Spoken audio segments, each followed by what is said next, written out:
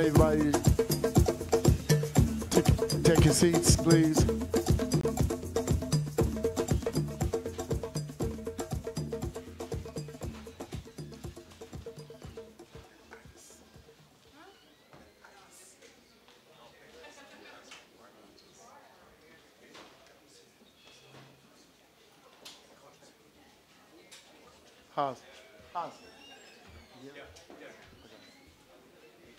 Uhuru. All right. So, all right, we want to proceed.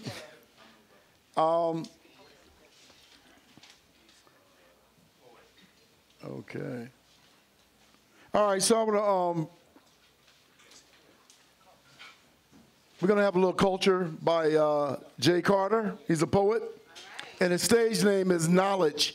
So if everybody put your hands together, and Jay, where's he at? Stand up. All right, yeah, there you go. The cool man with the hat on, with the beard, making his way up with the red, black, and green fish shirt, T-shirt. Come to the stage. Welcome, Jay Carter.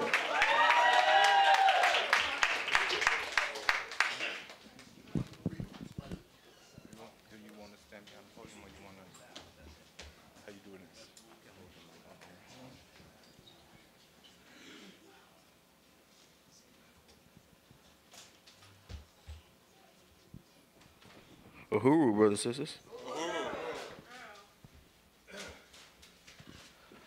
Okay. So I'm going to first humbly apologize just because when I was asked to do this, I specifically wrote something for the occasion. I have not committed it to memory, and I do not have it with me today. So I'm just going to pull off of past writings. All right. Let's see.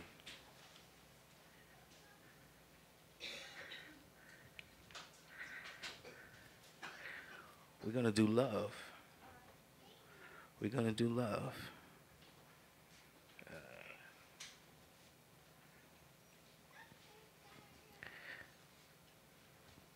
We're going to do happy love.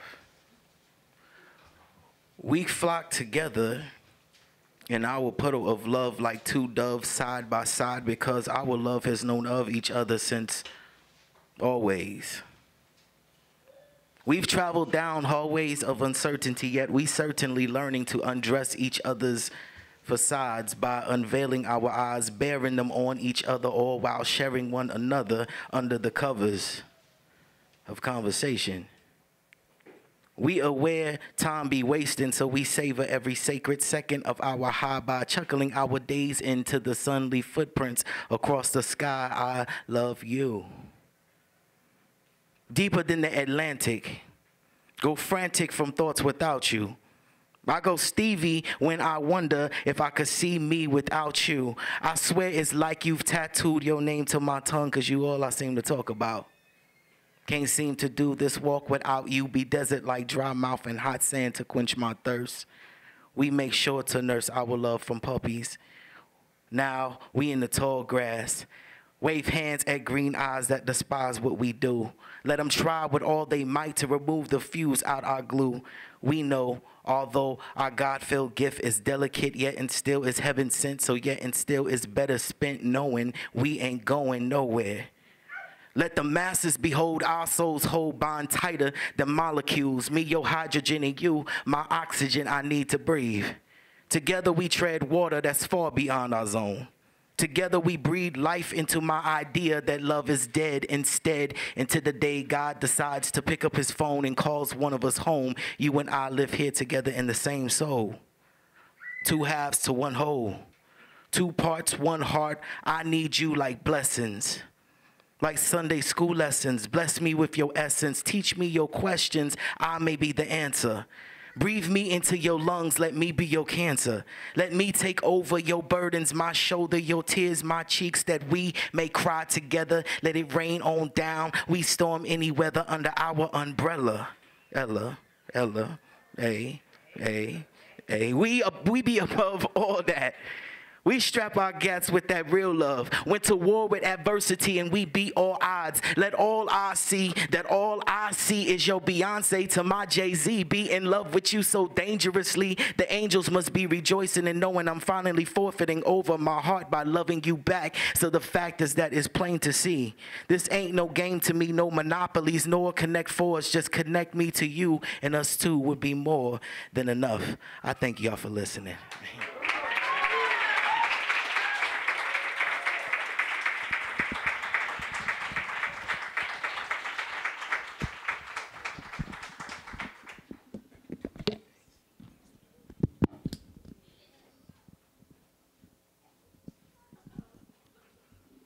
Uhuru, let's put our hands together again for Brother Knowledge. I mean, I love it. That was beautiful. And it's just something, you know, our poetry and our arts are just, you know, indicative of what kind of people that we are as Africans. And if we haven't been colonized, this is what we'll be doing. You know, we'll be doing this this is like natural to us.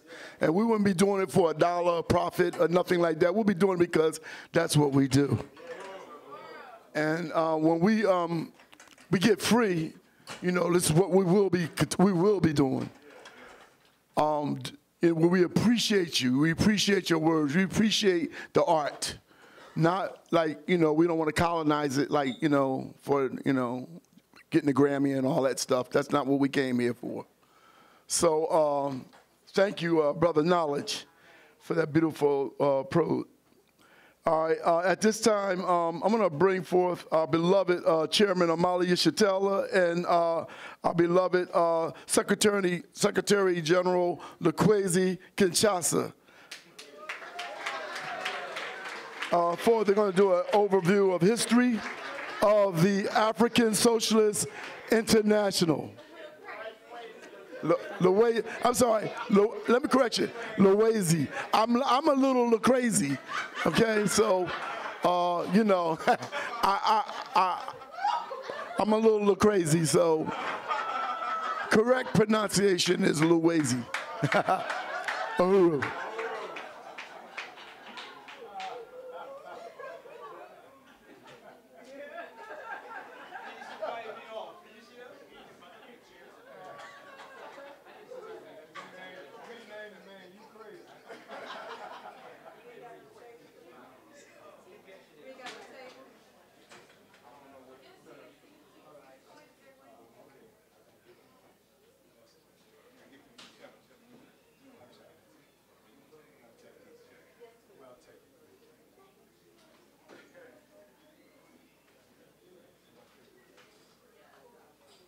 Uhuru. Comrade Lakwesi.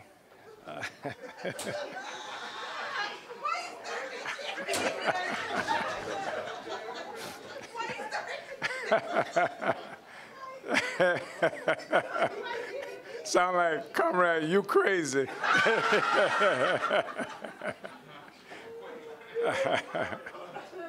Comrade Lakwesi is going to do most of this. We want to talk about the history of the African Socialist International. We want to have this discussion because we think that the African Socialist International is the most important thing that has happened for African people in the last 100 years since the incredible movement that was led by Marcus Garvey, that was known as the Universal Negro Improvement Associations and African Communities League. And it was an extraordinary organization because Garvey was about, and the UNIA was about, actually government and having the power of government in the hands of African people who were forcibly dispersed across the globe. It meant that every place African people were, our struggle had a strategic character. It was not that we were just fighting or struggling to be free in Haiti or trying to struggle to be free in some other kind of happening in Ghana or some other place. The movement of the Universal Negro Improvement Associations and African Communities League pulled the struggle of oppressed people of African people around the world into a single organized leadership. Had a single leadership. Wasn't a whole bunch of leaderships all over every place. It was a single center that led the struggle of African people. And that was an important and extraordinary movement. Some people falsely and slanderously characterized Garvey as a Pan-Africanist. Marcus Garvey was not a Pan-Africanist. He was explicitly clear about this. This is not something that I am saying to defend him. He defended himself, explicitly stating that he was not a Pan-Africanism, and he was certainly not about this thing that W.E.B. Du Bois was about. This Pan-Africanist Congress that Du Bois led, that came into existence in order to help to destroy the Universal Negro Improvement Association and African Communities League that had been organized by Garvey. Many people now try to pass off the differences that existed between Marcus Garvey and Du Bois as some personality clash. It had nothing to do with personality, or if it did, it was minor. The critical questions that distinguished Du Bois from Garvey was that Du Bois was someone who pursued integration into the system, who was fascinated and deeply and profoundly in love with whiteness and white people, who was contemptuous of the African working class, literally contemptuous of the African working class, which was one of the reasons that he hated Marcus Garvey, because Garvey led a movement essentially of the African working class. I say this without hesitation. If you read any of the documents that existed during that period of time, where even as Du Bois and the Communist Party worked collectively to try and destroy the Garvey movement, honest Negro communists had to challenge Du Bois' characterization of Garvey, who Du Bois would say somehow was a friend of the, if not a friend of the US government. He would say that Garvey, for example, when they arrested Garvey, Du Bois said it was because Du Bois, that somehow the government did this and put Garvey on trial because he was trying to trick poor black people. And this honest communist, he had to say, when has the US government, this is a Negro communist, when has the US government been concerned about African workers, black working people? Now, they did not arrest Garvey because of cheating Africans. They arrested Garvey because he led a massive organization of African working people scattered across the planet Earth.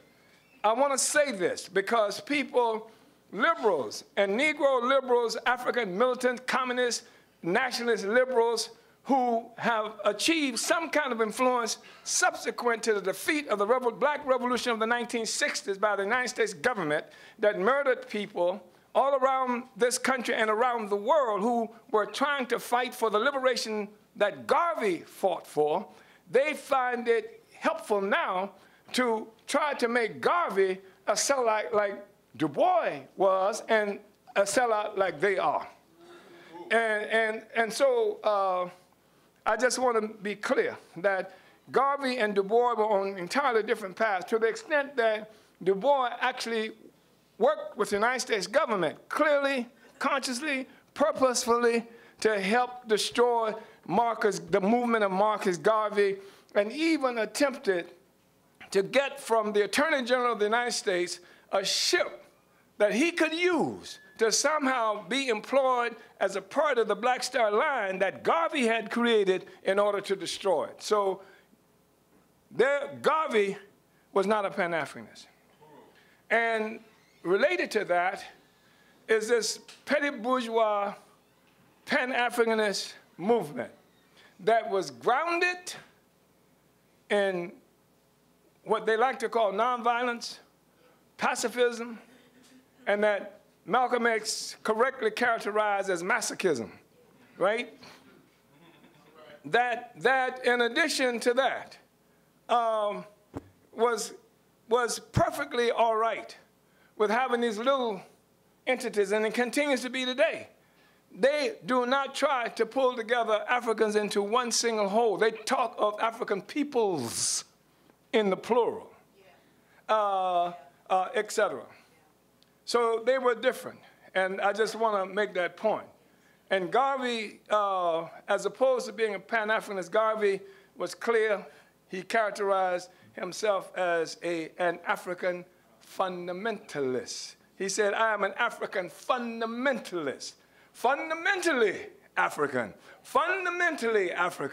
and built a single movement of perhaps 11 million black people around the world that did not only include the continent of Africa, did not only include Africans in the Caribbean, in the Americas, and the like, and Europe, but also included black people from Australia, India, what have you.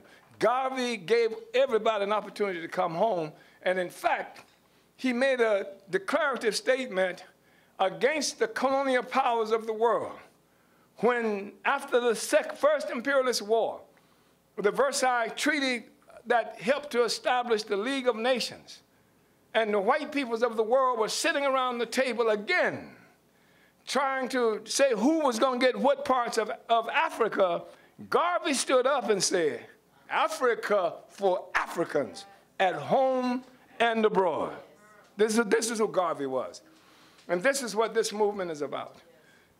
Don't confuse us with Pan-Africanists. We are not Pan-Africanists. You understand?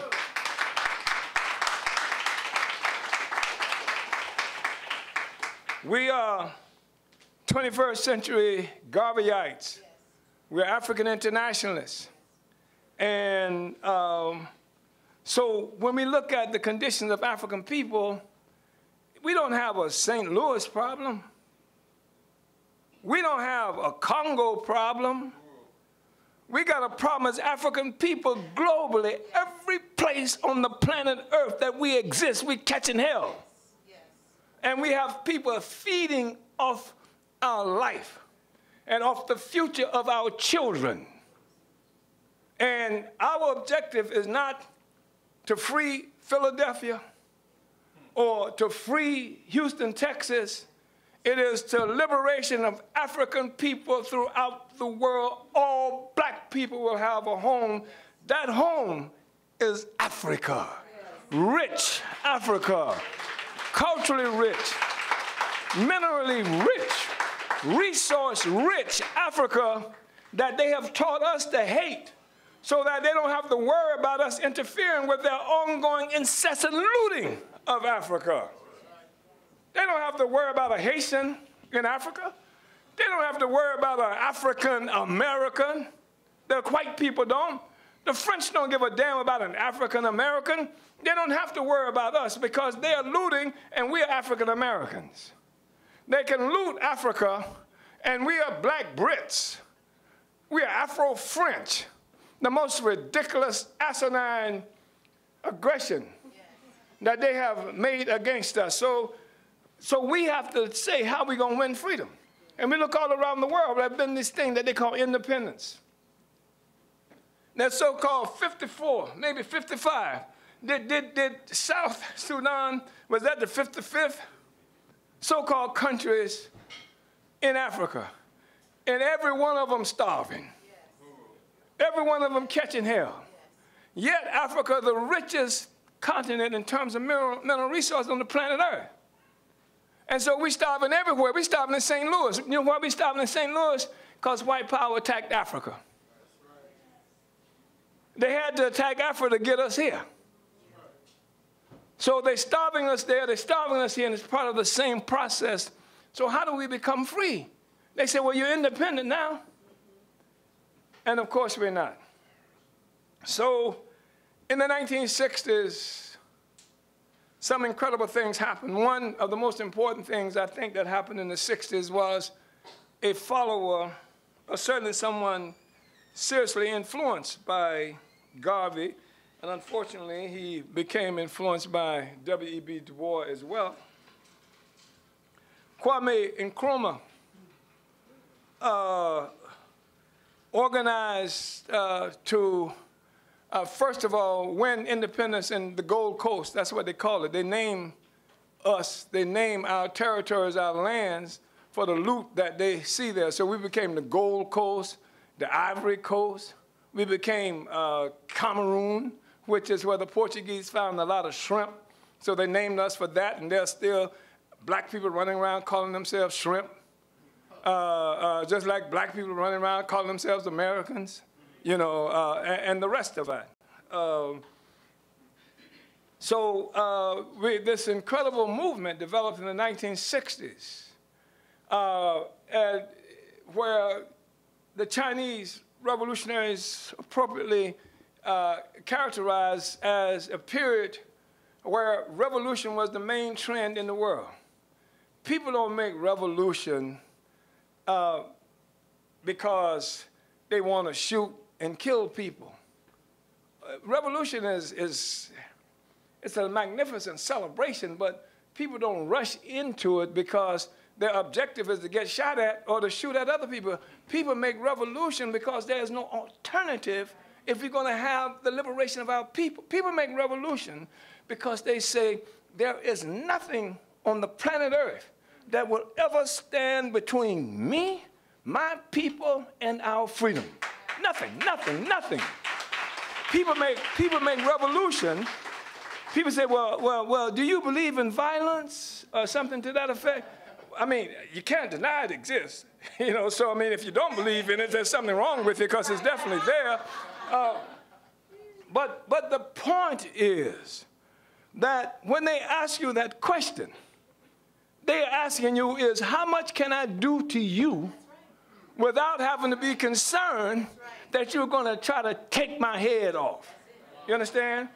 That how much can I oppress you without having to be concerned that you will take my head off? How much can I deny your children food without having to be concerned of what you will do back to me? That's the question that they ask to you when they ask you if you believe in violence, if you're nonviolent, if you're a pacifist, or if you're a masochist. No, we are not masochists. But we are not anti-violent forces either. We're not pacifists. In fact, we recognize that war is not all bad. War of oppression, imperialist war, war of empire, reactionary war, war to put people in slavery, to keep people in slavery, to keep people from rising up. That's reactionary war. That's reactionary violence. We're opposed to reactionary violence. But we love revolutionary violence. We love violence. We love violence to free the slave, to free the oppressed, to feed the hungry, to feed the hungry. And the ones of us who are most affected by violence from the oppressor, we are the ones who are taught most to be nonviolent. Yep. And we are susceptible to it because we hate the violence that they're imposing on us. But Malcolm X was quite clear. If you want to stop the violence that they're imposing on you, you're going to have to put some fire into their asses. Understand? They will have to pay a consequence. But beyond that, the objective is not even a fight for revenge, a vengeance. The objective is to fight to take control of our own lives that has been taken away from us, that has been expropriated from us. So that we can't say that our children, we're living here, we can't even say our children will have a decent future, will be respected by anybody. What kind of life is that? What kind of men and women are we?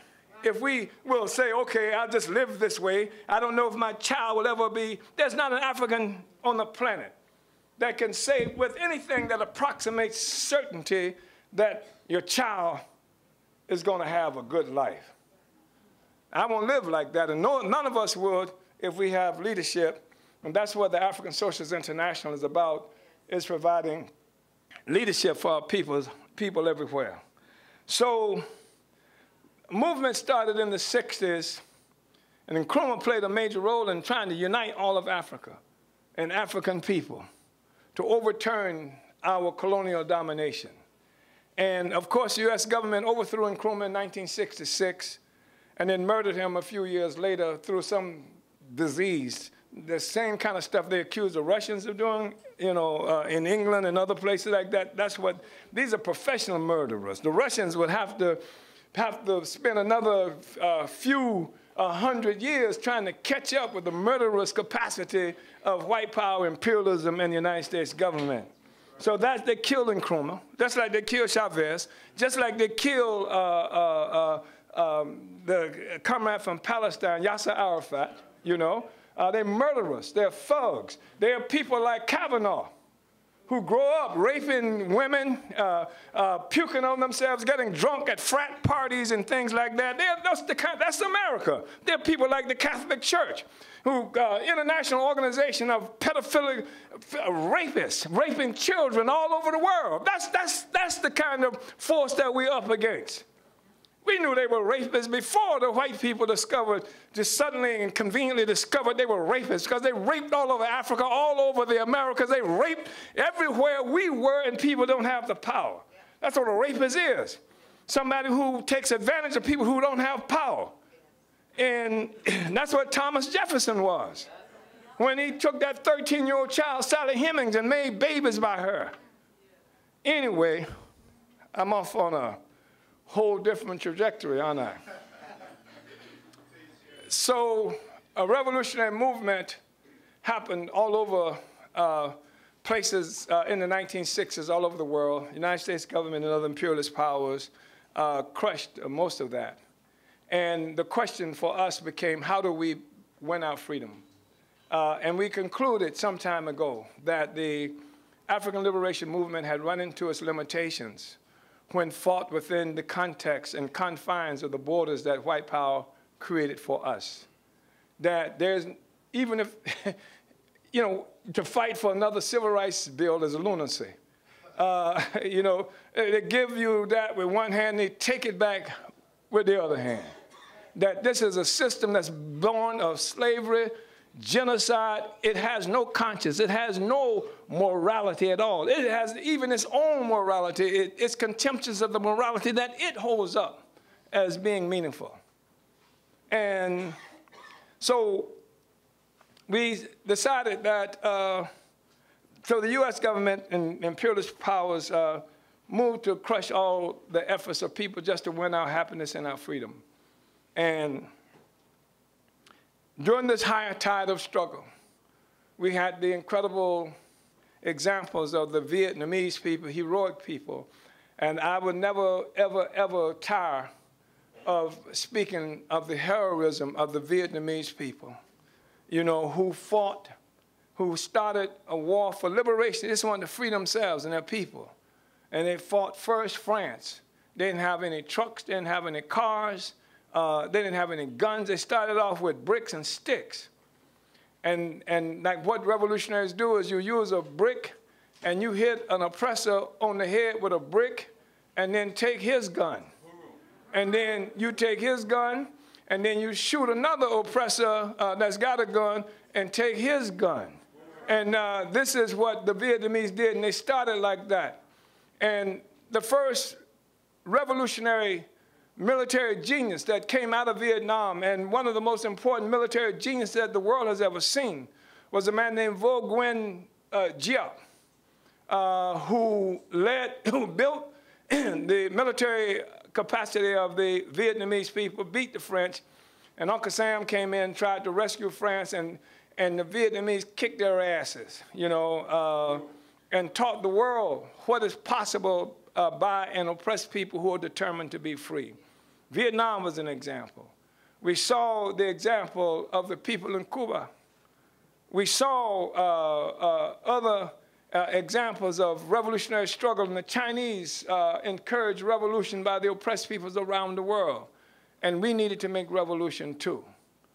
And the Soviet Union had declared at the time that there were 6 authentic revolutionary organizations in all of Africa. They had defined who these organizations were.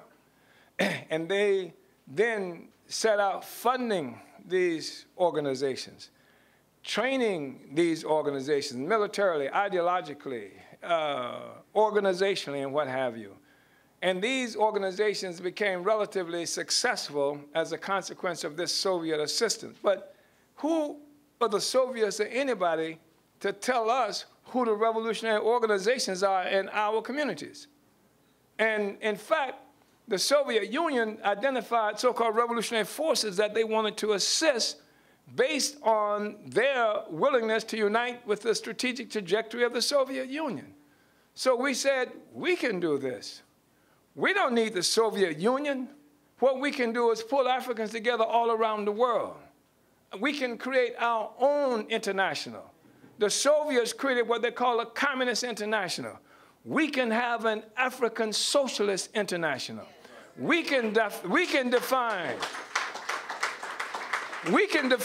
what revolution is. We can define what liberation is. We can define which are the legitimate revolutionary organizations among us, and then we can use our collective resources to support strategical sectors of the revolutionary movement wherever it exists. We can train. We can provide trainings for each other.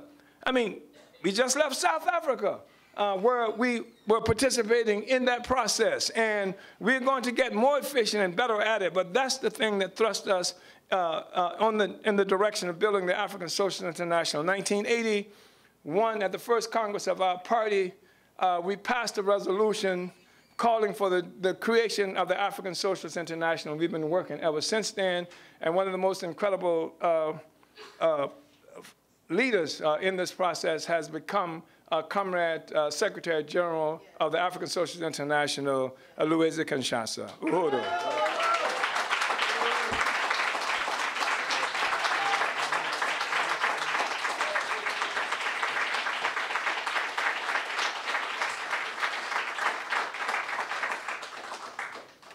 Yes, Uhuru. We are winning. We are winning. We are winning. We are winning. We are winning. We are winning. I just want to thank Chairman Omali Chela for his vision, leadership and vision. You can have vision, but you have no time to implement that leadership, to implement your vision. And Chairman has provided us both, the vision and the leadership on an everyday basis. As has been said before, you can be on the phone. When you're stuck, call the chairman. You'll get a response, basically, to the question. So, the ASI was a resolution that was adopted at the first Congress of the African People's Socialist Party in 1981, in September. You can see it's been a long time. And if you can just put the first slide. That should be the first. It's okay, leave it like that. So basically, from 1981, we have traveled a long way to get where we are now. And I'm going just basically to go through some examples. We really want people to grasp the significance of the ASI when we talk about having a liberated, a unified Africa. When we say we are the African nation, you can't talk of the African nation, as we said yesterday, unless we make the revolution, because the African nation will be born as a revolutionary nation. It will be born through a revolution. No revolution, no a united African nation. It's as simple as that. When you look at Africa, you look at the Caribbean, you look at the United States, the African community here, or you look at Brazil, the African workers are not in power. No. African workers are not in power in St. Louis. No. If they're going to be in power, it's going to be through revolution, because you can't be in power if you don't have state power, if you don't have black power, because we will have to disarm the white bourgeoisie and the African petty bourgeoisie.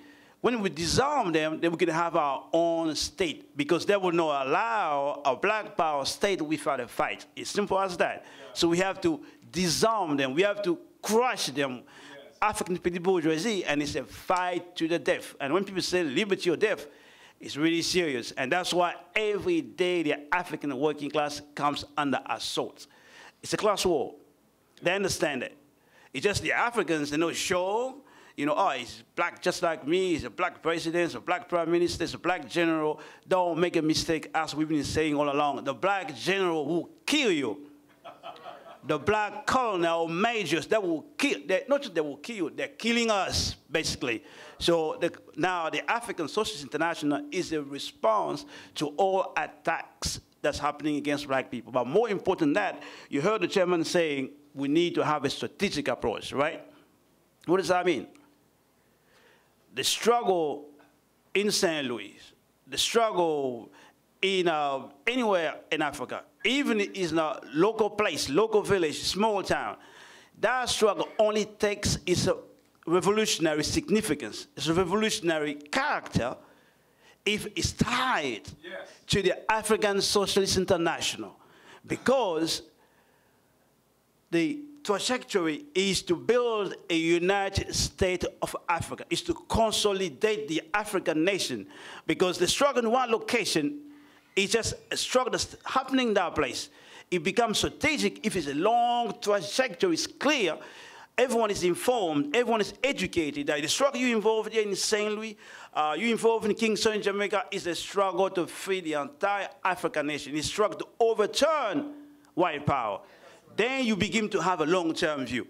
Then you know all the strategy and tactics begin, start making sense, because the battle today is not the last battle. It's just one battle to take us close to the final battle.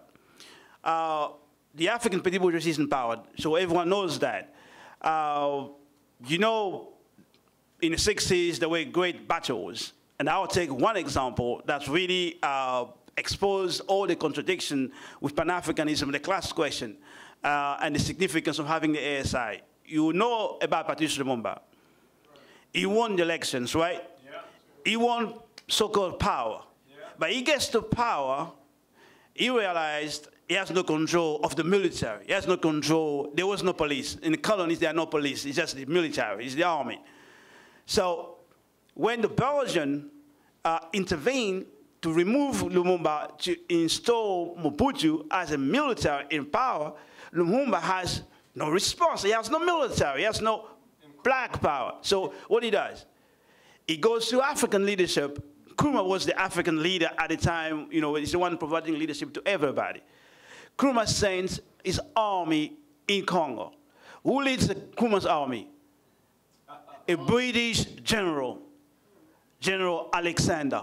And he's a white nationalist, he's a colonialist, he's an imperialist. The first thing he does when he gets to Congo is what? Disarmed all the African troops he might think might be sympathetic to Lumumba. And the rest is history. What Lumumba does, it calls for the United Nations to come in. But the United Nations is no black power, it's white power. So you have the Ghanaian army. The Ghanaian army is no black power. Yeah. As much as we love Nkrumah, he was honest force, but the Ghanaian army in the Congo was a neo-colonial army because they could not fight white power. So we have Ghanaian army in Congo. We have the Belgian colonial army in Congo. We have the UN army in Congo. We have 3 armies in the Congo. None of them for black power. And they all went straight to work. Neutralize every base of support for Lumumba. Because we didn't have the ASI. Because, as we said, the struggle of the African petty bourgeoisie was the struggle to access colonial power. It was a struggle for equality within colonialism. And Lumumba wants to go over that. But he couldn't go over that unless he has his own revolutionary organization that is created from the very beginning to overturn white power. And they didn't have African internationalism at the time. They discover the things as they go along. Wow, this is colonial power. You and colonial power, Ghanaian army, new colonial power, so there is no African power. So the question was, what do you do? Of course, Lumumba, as you know, was assassinated. And then we had what we call Pierre Mulele. He's a Minister of Education of Patrice Lumumba government. He decided to continue the work of Lumumba. So he went to Russia.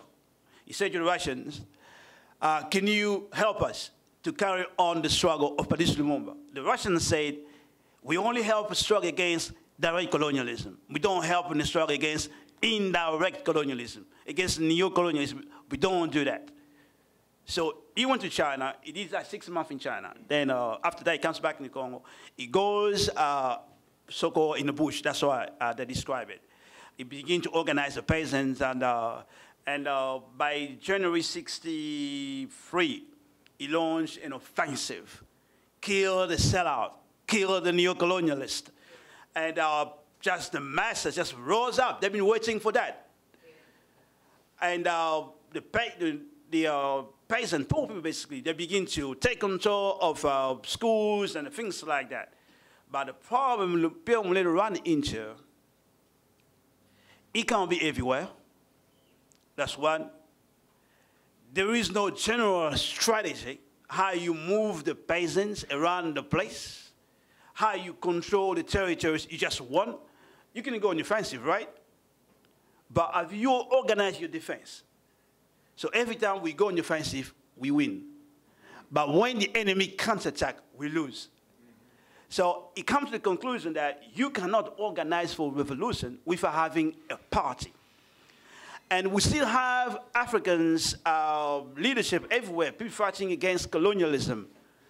And but Pierre Mulele has no revolutionary organization to provide leadership to the peasants and workers everywhere. So everywhere he is, the peasant will come, they'll get knives, machetes, and pull rifles and go on the offensive. But there is no general strategy. There is no general theory of a revolution being worked out that can equip the people. And before you know it, Guevara decided to come, looking for Mulele, and Guevara comes to Congo. You know Che Guevara. He comes to the Congo in '65. Then he runs straight away into difficulties. They didn't know the ground. They had no information on the ground. They didn't know what was going on the ground, basically. We had no revolutionary organization. We had no cadres. And most of the people who want to go for armed struggle, they did not even have to shoot. So the Cubans come to Congo, give guns, and realize most of the Africans who want to fight didn't even have the basic training. So what I'm trying to say here, we had an experience from the 60s in struggle against direct colonialism and in the struggle against neo-colonialism. And the conclusion Guevara came to, Pierre Mulele came to, the critical element is you need to have a revolutionary organization. That's one. But we already established a long time ago that for us to be free, we need international power. So we need international black power. So we need international party of the African working class and peasant. Because what we had in the Congo is a concentration for all imperialists. The US came in, the Belgians came in, the British came in, the South African army came in, everybody came in. So in response to that, you need a revolutionary organization that has reach to all over the globe. So the US comes to Congo, you respond to the US inside the United States. The British come to Congo, you respond to Britain inside Britain. And who can do that? Only the African working class. Because the African working class is everywhere. It's in the United States, in Canada, Brazil, it's everywhere. And if we had the air side back then, the world would be differently. So I just want to use this example to basically show the significance of creating the African Socialist International is a necessity. As we said yesterday, it's not something you wish for, but it's necessary. Every struggle we involved in will match the response of international white power. And you always have to pay attention to what is new. What is new in Africa right now? Africa. Africa is a new military power, and that's the United States. The United States, there are a lot of things we learned from Chairman. One of them is the the African plan. You heard the Chairman talking about that? The African plan. So the United States has an African plan to rescue itself. So how can you organize in Africa without having an African plan? It's objective reality that the United States has an African plan. So where is your African plan against the United States?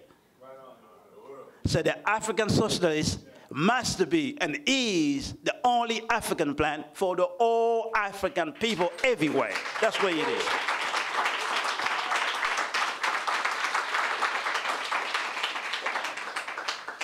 The chairman mentioned the contest between Soviet Union and the US and Africa. It's like we don't exist. They talk about the Cold War in Africa. A contest between the West and the Soviet Union.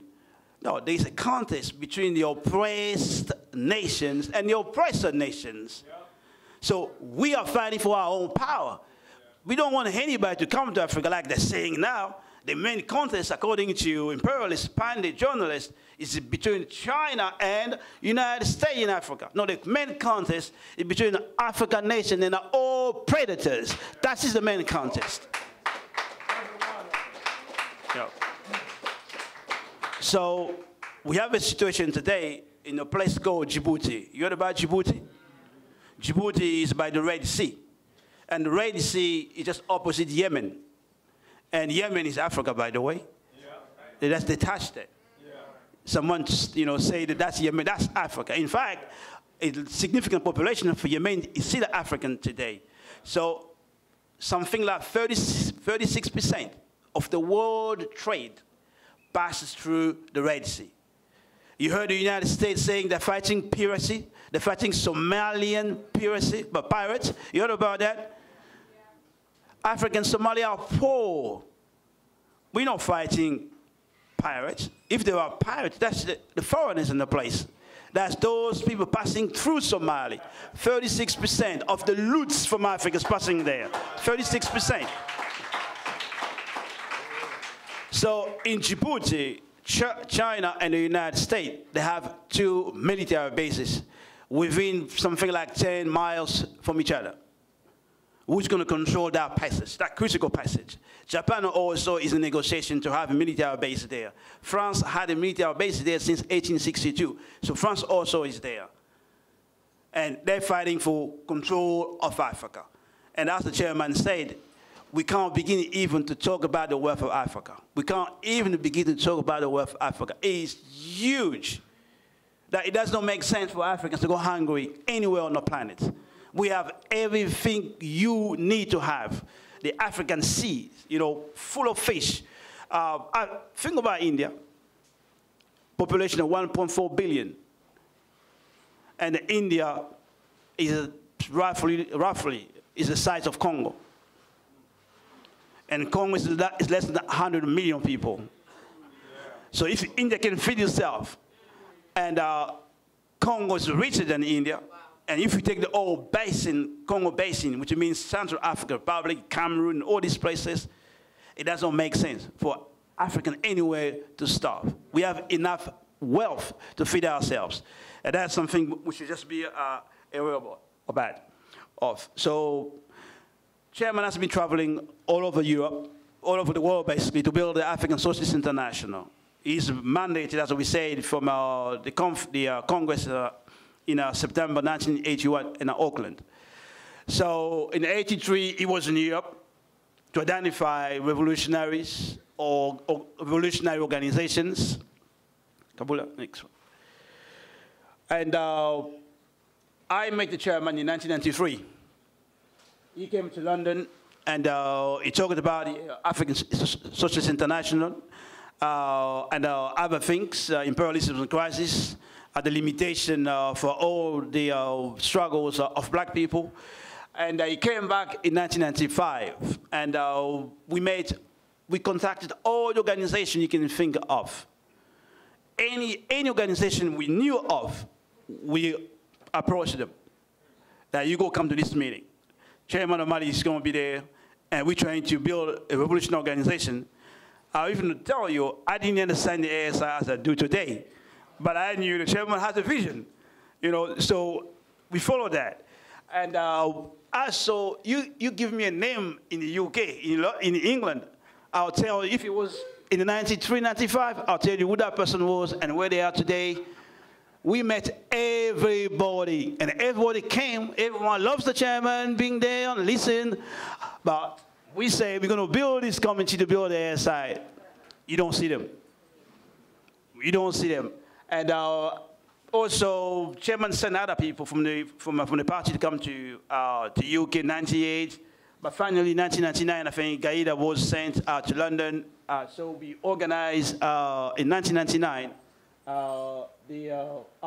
In '96, of course, there was a rebellion in St. Pete, and the chairman was booked in many places in London.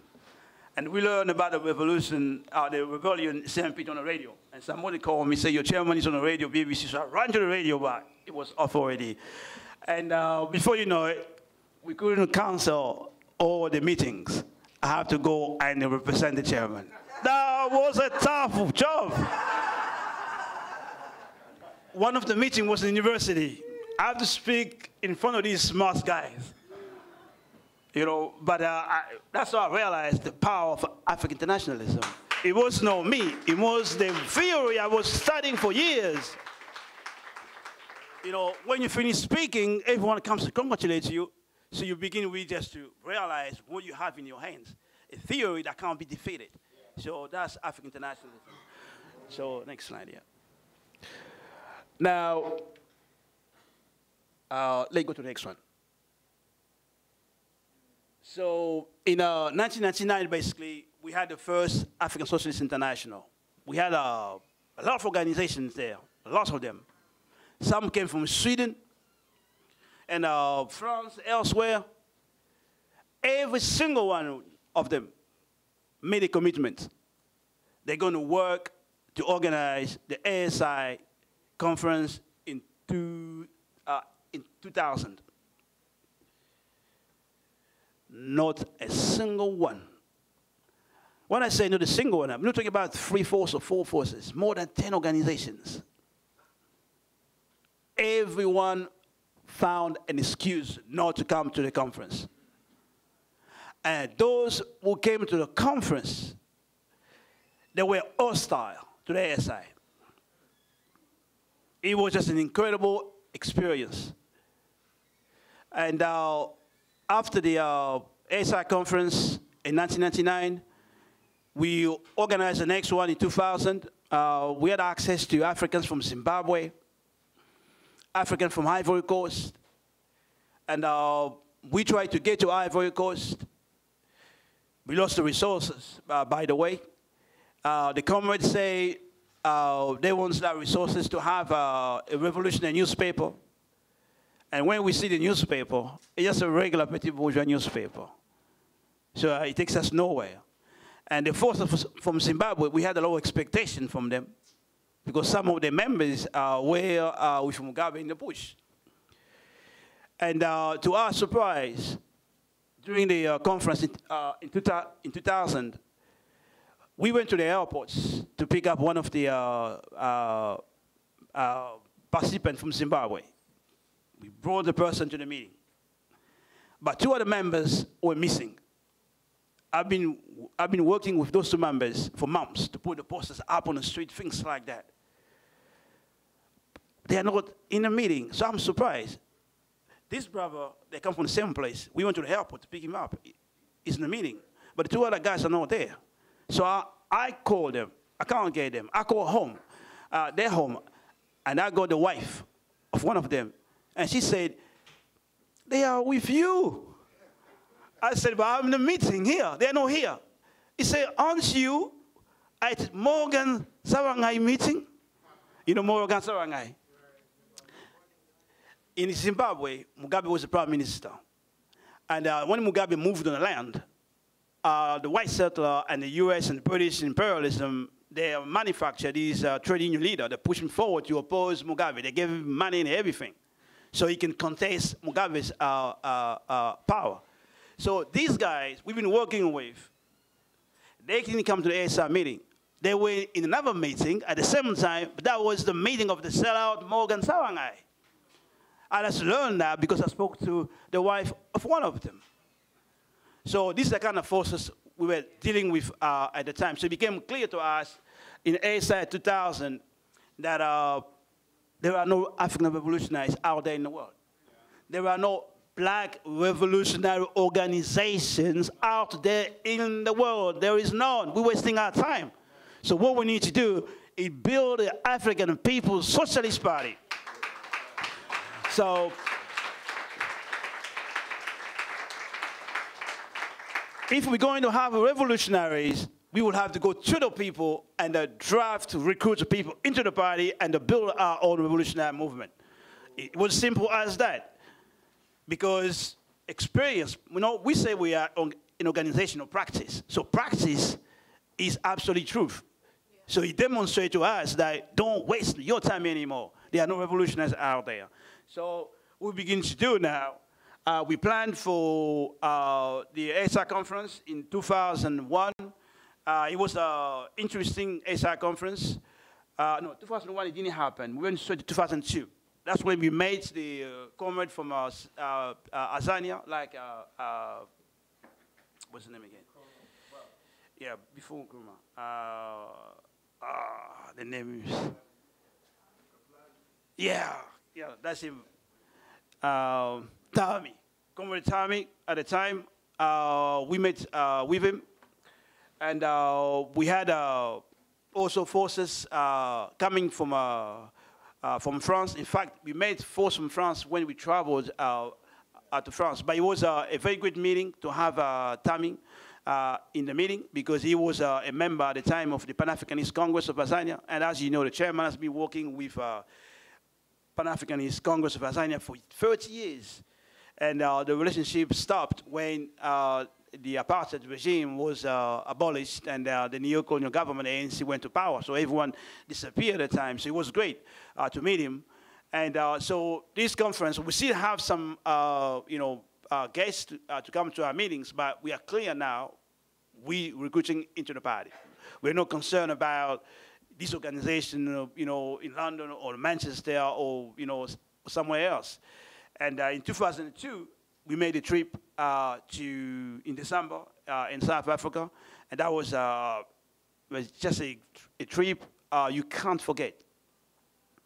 You can't forget when you are in presence of thousands of Africans who want a revolution, but there is no one to give them a revolution.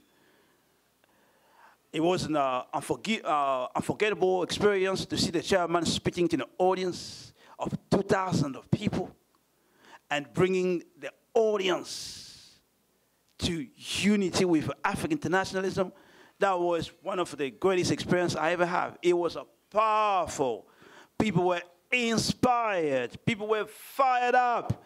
And after the meeting, no one wants to go to bed. Everyone, you go groups of Africans having meetings, discussion, spontaneous songs everywhere. It's like they believe the PEC this time is going to be in a revolutionary path. But it didn't go that way. But we won some support from that because a sector of the Pan-Africanist Congress, PACO, the youth, if not organization, decided to participate in the ASI project. So we did work with them for a while. They did contribute to the development of the ASI constitution. They were great. But the key thing is, as you heard the chairman say it, we're fighting to have an organization that can concentrate all our experiences, all our struggles, everything into one organization. So when we move in one place, we're moving for the power of the African nation organized in one local place. So it's impossible to lose. So if you move in St. Louis, you're moving for the power of 1,500,000,000 African people. You cannot lose. It's impossible. Can you just imagine the struggle, Keep 28, here, if we are able to organize around the world to make this struggle success. In Jamaica, they have a task. In London, they have a task. In Kenya, they have a task. In South Africa, in all these locations, we have a task. And now we are in motion. Who can stop such a movement? Who can stop it? Nobody can stop such a movement. So there was a disagreement on that, the question of single leadership, which is critical. Short of single leadership, we cannot win. And this is no small thing, comrade. Short of a concentrated leadership, we cannot win. China has won because they had one Chinese revolution, no, two Chinese revolutions. Africa cannot have 1,000 African revolutions. It's one Africa, one nation, one revolution, one leadership, one party. And that's the struggle we need to make. And that is doable and it's necessary. And this is go along.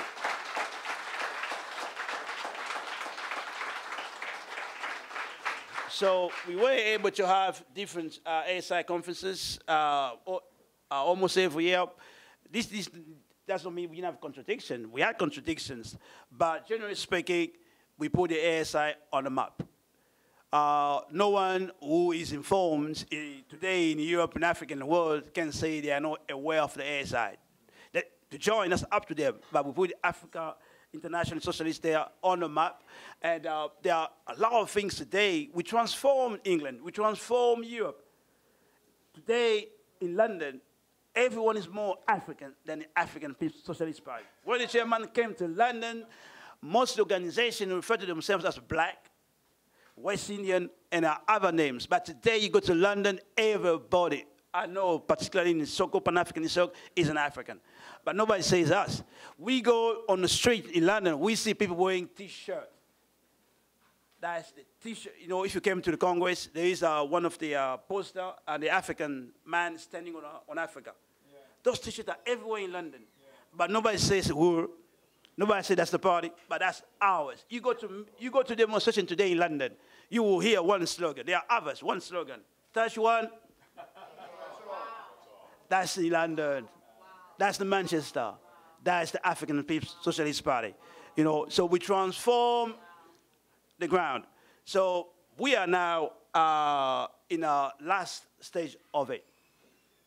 When I say last stage of it, we reach a point now where we have to go in the offensive to end Pan-Africanism once for all. Because Pan-Africanism is wounded. They have lost a lot of credibility. They know it. They know the presence of the party means death to Pan-Africanism. They know that. But as we organize everywhere, are the parties winning our presence everywhere, Pan-Africanism is on its deathbed, basically. So we organized up to 2006.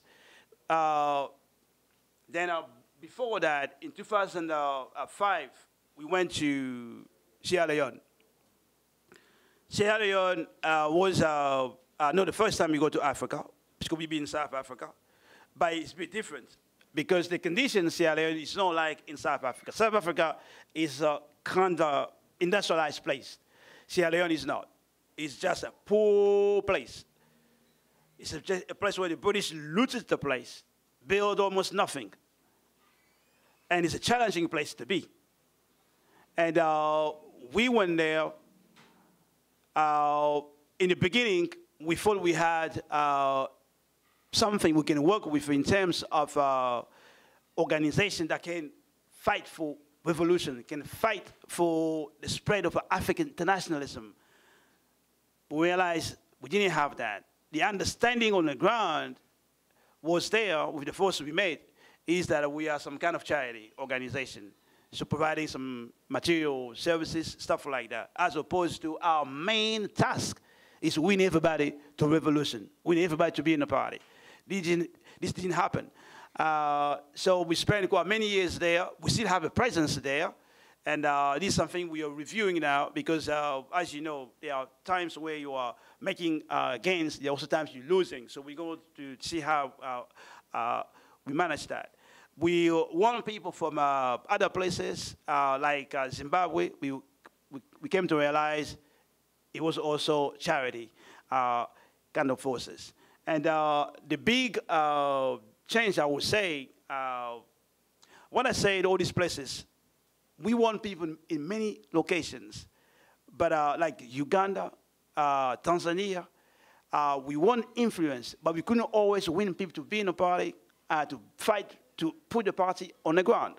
But we want people in Liberia, in different places, but when it comes to being able to provide leadership, it didn't always work out. But what is true today, in most of the places in Africa, people are aware of the African People's Socialist Party.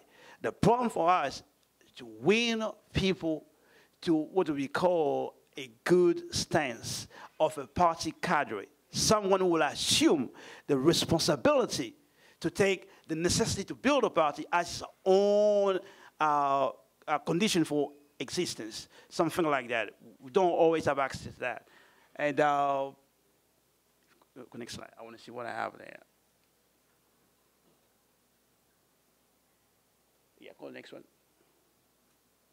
I already talked about this, isn't it? Yeah, I did. Go to the next one.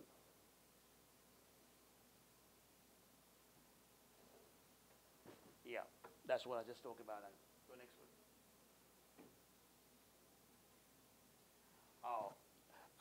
Okay, let me mention this very quickly. We went to France, that should be 2003. We had meetings with African intellectuals. They heard about the chairman coming, and they didn't know the chairman very well. They assumed just someone from the United States. So we had the first meeting we had with Africans from Haiti. And that was a meeting I will never forget.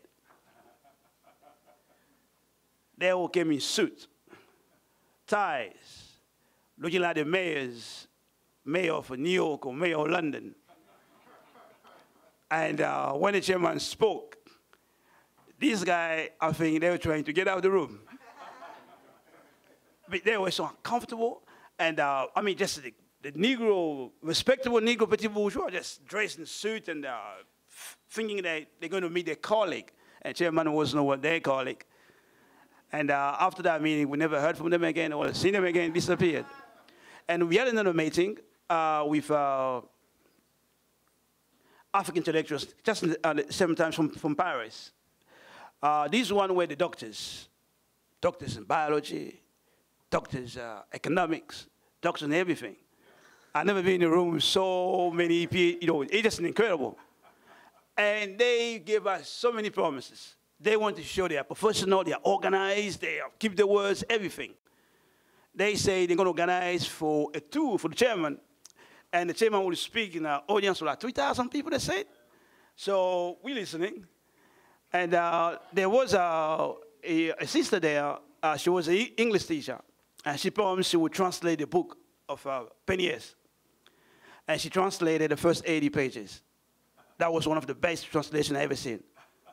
Then she gave me a phone call. She said, her dad passed away.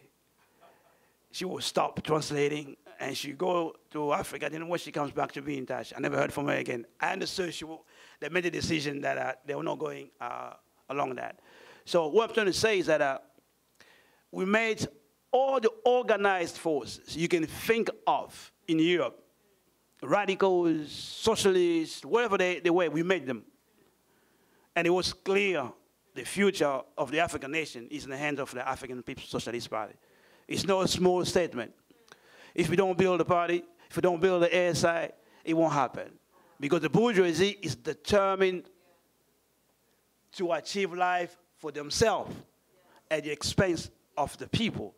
They will only commit suicide, not class suicide, some of them, if they are under pressure. If the African working class assumes full stature, then they will be under pressure to do something, some of them. So the task basically is upon us. Then, of course, we have met the comrades from South Africa. we've been in communication with the Comrade Tafari and others for a while. I think it's 2014 or 15. And, you know, you maintain communication, they ask questions, you must reply to the question, and we exchange, you know, information, things like that, discussion, you know, what do you think of this, what the chairman say, you know, on that. And before you know it, we make a trip in South Africa, and we realize we're dealing with serious young forces. None of them is over 30 years old. They are young. When we went in 2015, they were like 21, 22, some of them 17, very young people. But I was impressed by the amount of the theory of the party they have consumed. I was just impressed by that. They'll tell you they read 2015 report. They ask you questions about specific topics. You can't just show up to them with reading all the report the chairman's produced. You have to make sure you read them because they read them, they study them. I'll stay with them. They wake up in the morning. They're listening to the chairman's speeches in the morning. They come from work. Tapes are playing. They say, oh, did you watch that video from Karambai? I have to ask them, what video? I said, can you show me the video you're talking about? So I never seen that before, where young Africans embrace theory, revolutionary theory, and they are clear they are the African proletariat. I never seen that before.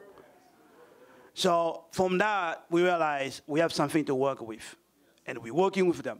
And as we said, the chairman said yesterday, we have to work hard on this end so we can consolidate the works being done there. Remember, South Africa's consolidate, it means Botswana, access to Botswana, access to Zambia, access to Angola, because from South Africa to Tanzania, there is ongoing traffic. Remember, Zimbabwe is a landlocked. Zimbabwe, everything goes to South Africa. So there's always a movement between those two countries, and the population from Kenya to South Africa, they're always in contact because the business they do and their roads are quite good. You can go from one place to the other. So we have a really serious opportunity to get African internationalism, not just in South Africa, but throughout the region. So that possibility will greatly depend on the work we do here. Because remember, the African People's Socialist Party is based here. The headquarters is here. The greatest concentration of African workers in the world is probably here. So when you act, when you organize, you have to be aware of your responsibility to the African nation. So it's not a small thing. And I just want to say those few things. So what can you just move on and see what else I have there? Okay. I already said we changed the ground in Europe. Like from 2011, 12 to 2016, we were able basically to be in and out of Germany, Sweden, Belgium. We had people calling us from Italy, you know, and things like that. We went to Spain. Even the chairman was invited to Spain in 2000, I think, 10, I think it was. So basically, what I'm trying to say, African internationalism is out there in the world. What has been missing for a while is our possibility to build cadres that we can send to places, we can stabilize, we can make that influence to become a concrete reality.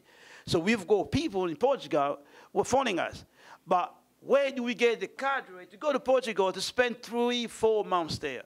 So what I'm saying, we are winning, but the difficulties we have is to build enough cadres in a short time so we can send them everywhere, so we can change where we are to a new reality where we have the parties everywhere on the ground where we need to have them.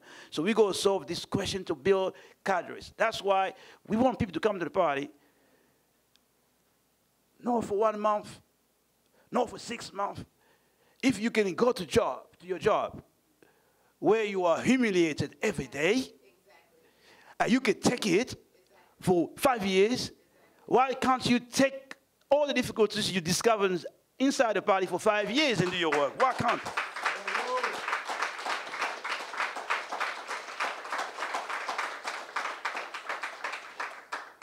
And we've got to do our best, basically, to remove ourselves from the center. Because Africans, wherever we go, they treat us the way they treat us, because everybody knows you can treat the African badly and nothing's going to happen to you. Everybody knows that. That's why they're doing it. But as soon as they discovered that we have a revolutionary party that will respond, anything happen to us anywhere, we're going to respond. We don't have to respond in our place, but we're going to respond. And if everybody knows you mistreat an African anywhere, it's a question of time. Something will happen to you. You will see transformation around the world. And the African People's Socialist Party has that responsibility. And that begins by you coming to the party and being a loyal and fidel. English is fidel. Fidel, yeah, it means loyal, you know.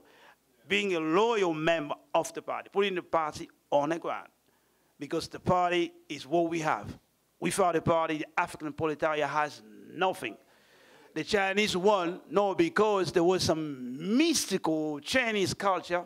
They won because they had the Communist Party of China when it was a revolutionary organization. That's what saved China. Nothing else. No mystical kung fu or anything like that.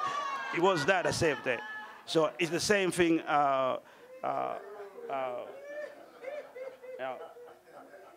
for us too.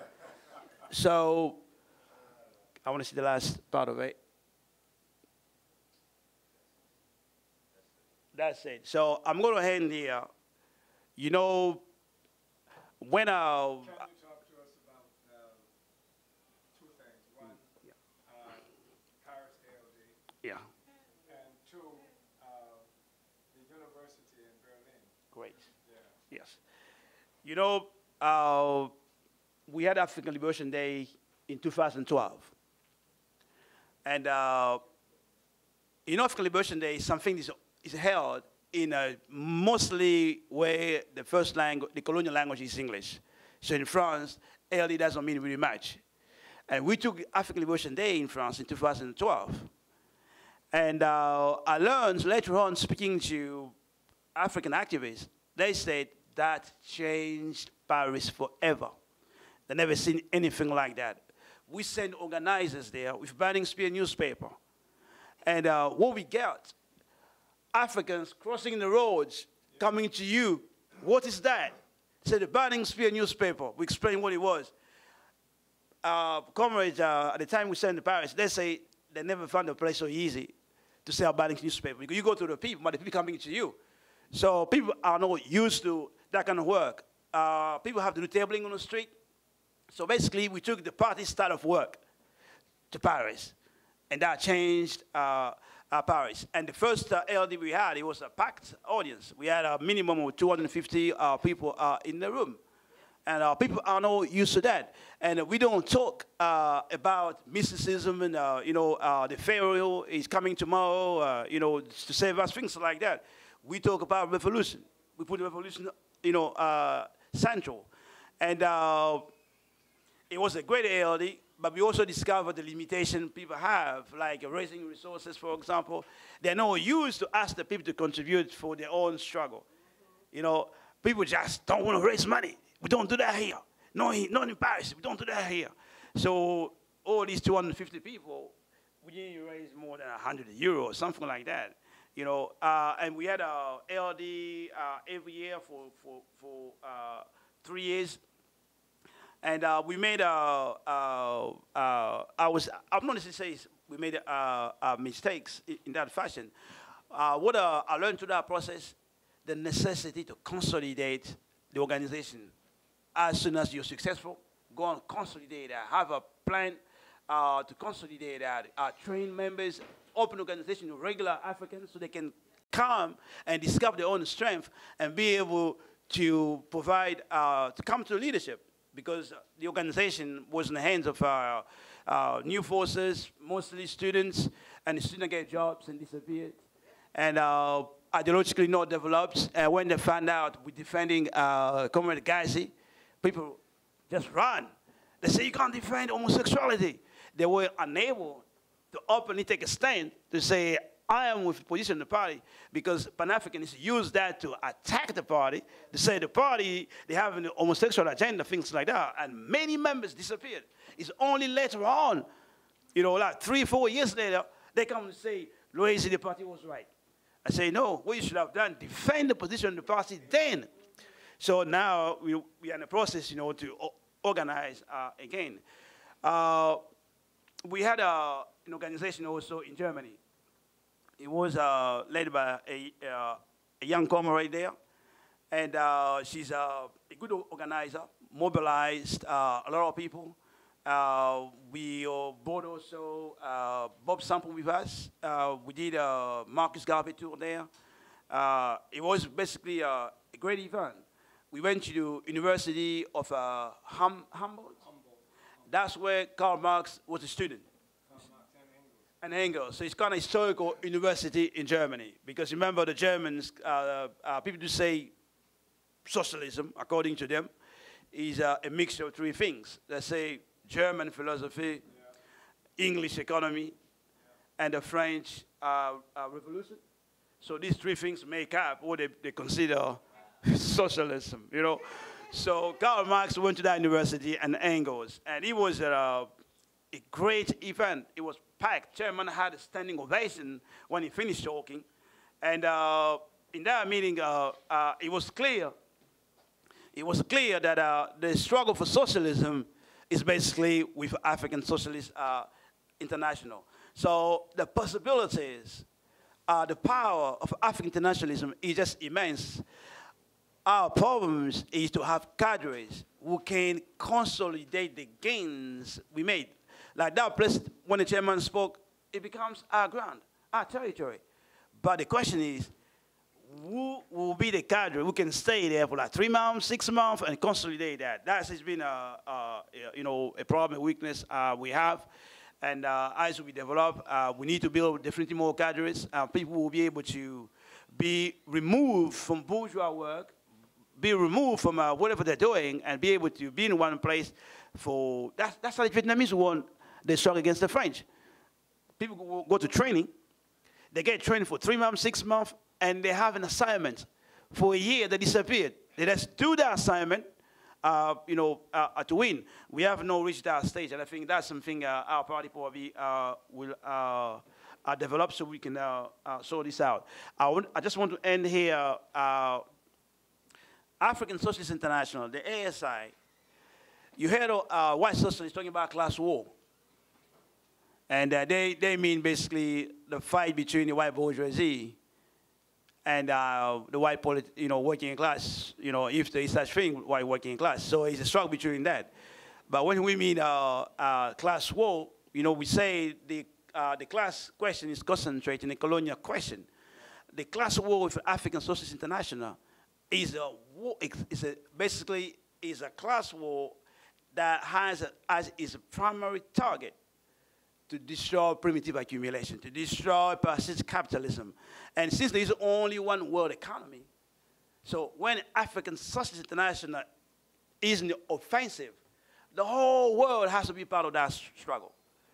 Either you join the ASI, or you're part of Solidarity, or you're not. Because since the class struggle is concentrated in the colonial question, and the African nation, the African proletariat is the most strategic force in that structure.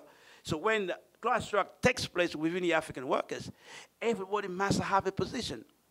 And if we are everywhere, it will be much even easier because our struggle will be really a struggle for the whole people of the world to participate in the struggle to destroy parasitic capitalism, because that's the only legitimate, genuine struggle anybody who can claim socialism to be. Is destroy parasitic capitalism. And that's the struggle of the ASI. So we give opportunity to everyone. White people, colonized people, everyone, we can call them to join the struggle to destroy parasitic capitalism. We are not involved in any struggle to defend capitalism or to save capitalism or to save anybody. We're involved in the struggle to change the world for everybody once for all. That's the mission of the African working class. It's no small thing. So basically, the future of humanity is in the hands of the African proletariat. And that's why we're insisting to everyone who's coming to the party, particularly young cadres, young folks, to realize your mission is huge. You have the greatest mission on earth to change the world for all. So you are not a minority or any small thing. You are the most critical force on the planet right now. So we have to internalize it and carry ourselves with the seriousness it takes. We know we are not playing or no. When they see you, Chairman talks about having the swagger and having the authority that you are a force. Change the world once for all. And you mean it. As Comrade takes the state. So when you see us, we mean it. So I will stop here and just thank you for being patient. I know I talk quite a lot, so Uhuru, Comrade.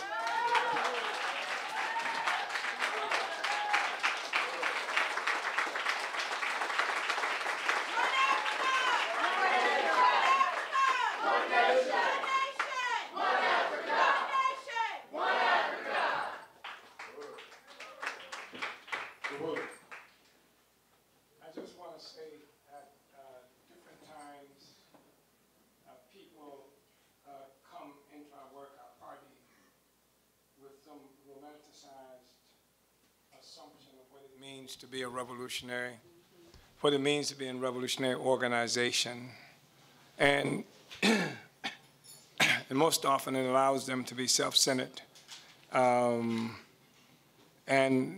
the real revolutionary you will see is represented by the kind of humility that we see here in Comrade Louise, and the ability and willingness to make every sacrifice in the interest of the people. The people are the central force, and having strategic viewpoint, worldview, being able to see the long view, not being caught up in yourself and what you might be doing at the moment as the center of the universe. Because what you're doing at the moment has to be connected to a larger strategic objective, not just in your head, right? But the way the party, the revolutionary organization, the party has expressed it, has dealt with it. That's why we have all these political reports that we're doing for every Congress. And what you have to do also is be willing to accept the responsibility to win. And the responsibility to win, among other things, it means that it's your responsibility to survive. It's your responsibility to be here tomorrow. And you move in a certain way that also says that even if you don't survive, you've left something in place, right? Yeah. That the people, not just you, the people that can take us forward where we have to go to liberate our people. That's a critical question. There's nothing more important than that. People talked about, I've read, that this whole history of what is Christianity. And early on, when these forces were fighting against the Roman Empire, this is one of the things that inspired, because Rome was the imperial power of the whole world, as it was understood at the time. And yet you had this motley crew following this guy, Yeshua, who was a part of a larger struggle that people were involved in. You know, the guy they called Jesus wasn't the only one who claimed to be the Messiah, even at that time. And wasn't the only one going around committing what they call miracles and stuff like that, even at that time. And what many people have lost in the process is an understanding that these were people who were fighting against Roman imperialism. Rome didn't execute Jesus because he committed a sin or something like that. They didn't kill him because of some kind of sin. You have to even ask yourself why these stories are in something like the Bible that's supposed to be about religions, etc. There wasn't no sin involved. They stuck this man on a cross and nailed him on a cross because crucifixion was punishment for political crimes. Did you know that? No, you didn't know it because your sellout preacher didn't talk to you about that. He didn't. It was a political crime. And when he was up there with two other people, they were political crimes that they were committed of. Barabbas, who was in jail, and they said, free Barabbas, he was in jail for insurrection and murder. And who would an insurrectionist murder? It was political crimes that they were involved in. And the issue is that they were willing, people who were followers, the thing that shook Rome in a real serious way, because people who heard of this guy and began to emulate and organize in various places, they couldn't stop the spread of this thing, which is why, of course, Constantine, who was the emperor, pulled together a conference and made himself the head of what came to be known as the Christian church. And, but the thing that was really striking was one of the things that attracted the people to this thing is the willingness of people to make these magnificent, these incredible sacrifices, despite the murder, despite the persecution. In fact, it was their willingness to do this that brought more people to it. And you will find in the history of our struggle, even with the Black Panther Party, when you see people get all shot up, the office get raided and what have you, you see a spike in the number of people who come to join the organization and what have you.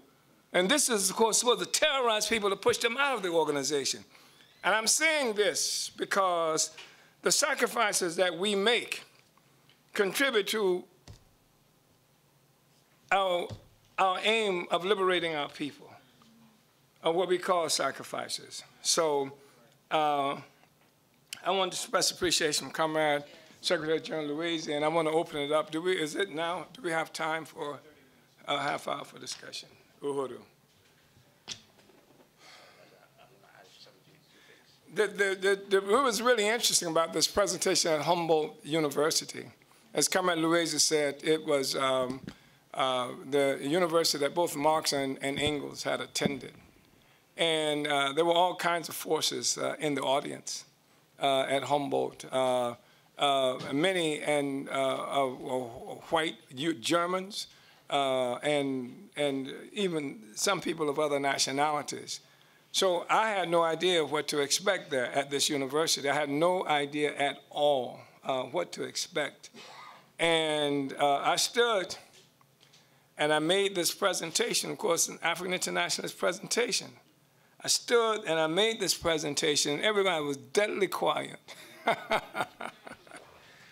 And then when I finished, the room burst up, you know, in this explosion of applause and standing ovation and what have you. And I challenged everything. I challenged Marx and Engels, and I consciously and purposely did it and said they were wrong. Here is where the essential contradictions lie, and this explosion, it startled me. I didn't expect that, you know. I thought we were going to have to fight our way out of there, you know.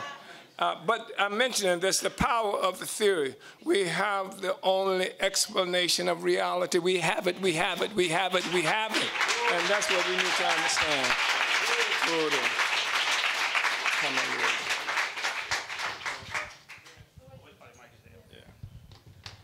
So basically, with the ASI, you're going to have your local work. It needs to be that. Depending where we are, we're going to have national work, regional work. Regional work will be international work too. And these will make a huge difference because you're fighting to win locally, you're fighting to win the region, and you're fighting to win your international power. So, and there is no war in between. That's how we say the economy and politics are one. So your local work and your international work are not in a position.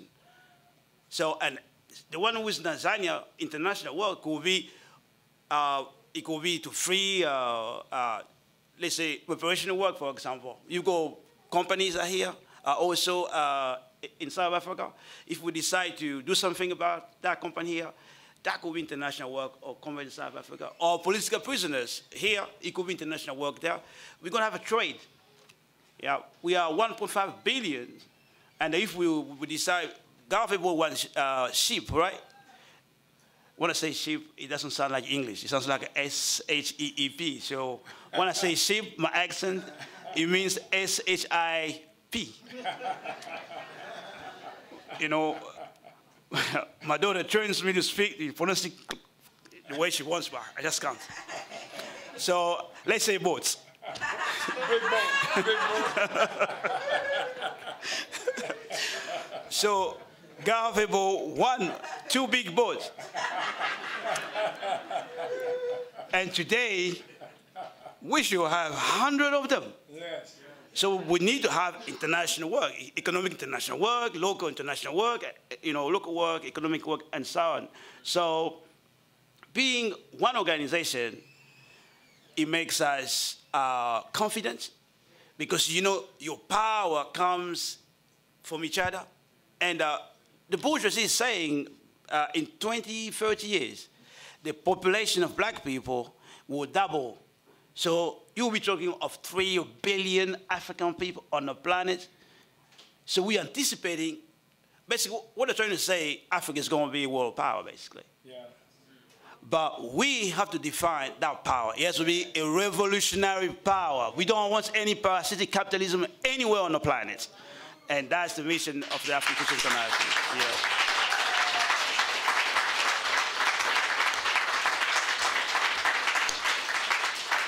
And I want to say one more thing. The AU must go. Yes. You know, one thing we learn being in the party is the tribunal. You know, when we say power, it's building state power, yes. Building tribunals. Yes. We will be building tribunals. And depending on where we are, we can be in a position to implement those decisions. Yeah. Sometimes the decision taken in the US, but we have the power to implement it in Kenya. Because we are one organization, we are one people, so we implement the decisions. So our power basically will require us, as the chairman said yesterday, giving an example, that sister, we was in a room in Paris, we said, every single African neo-colonial must pay physically, and that's true. They have to pay for what they have allowed white power to do to us. It's just not acceptable. They starved us, they killed us, they allow our youth to die in crossing the sea. You know how we die crossing the sea? From North Africa to Europe, every day there are 2 or 3 inflatable boats, and there are like 100 or 200, sometimes more of us in that boat, and after 2 miles, it's guaranteed it will sink because it's designed not to be in high sea. So they expect some people will see them and rescue them. But when you go over 2 miles, that's it. You know you're going to die. And this is happening every week. You've got crooks of all kinds. They're making money. $500, someone will get to your place in those inflatable boats. That's the African petty bourgeoisie.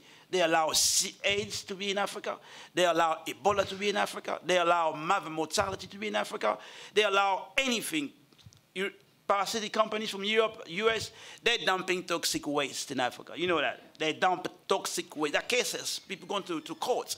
Anything bad is there, they're doing it. And our people, our children, girls today, someone spoke about yesterday, not just in Cameroon, it's happening all over Africa, Kenya, Congo, everywhere. Our girls, all the pedophiles are meeting in Africa.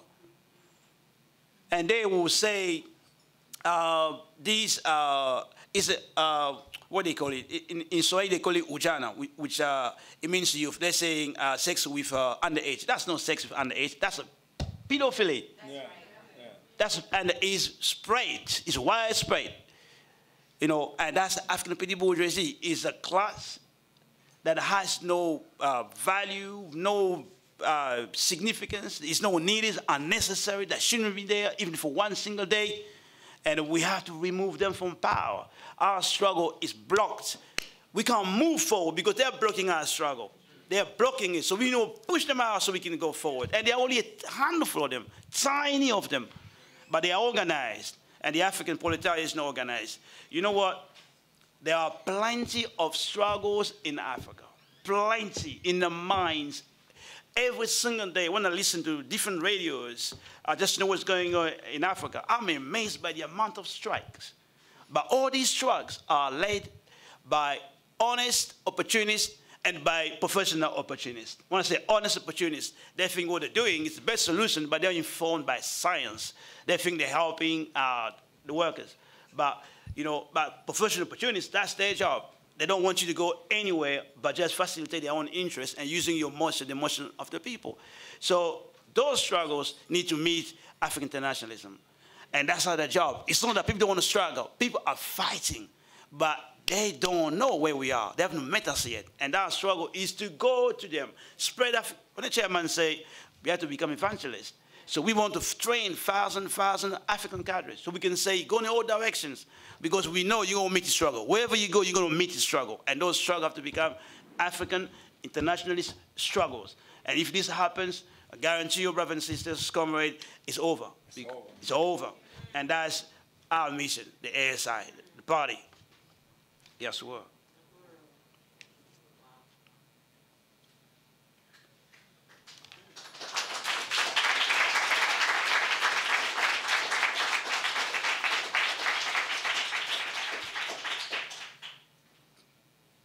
Any questions or contributions, discussion? This is a part of your discussion, right? Yes. So you can say what you want to say as long as you're building the party?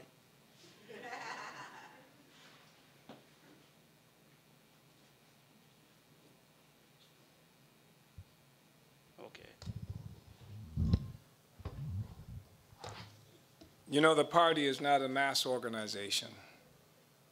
It's what people like to refer to as a Vanguard organization.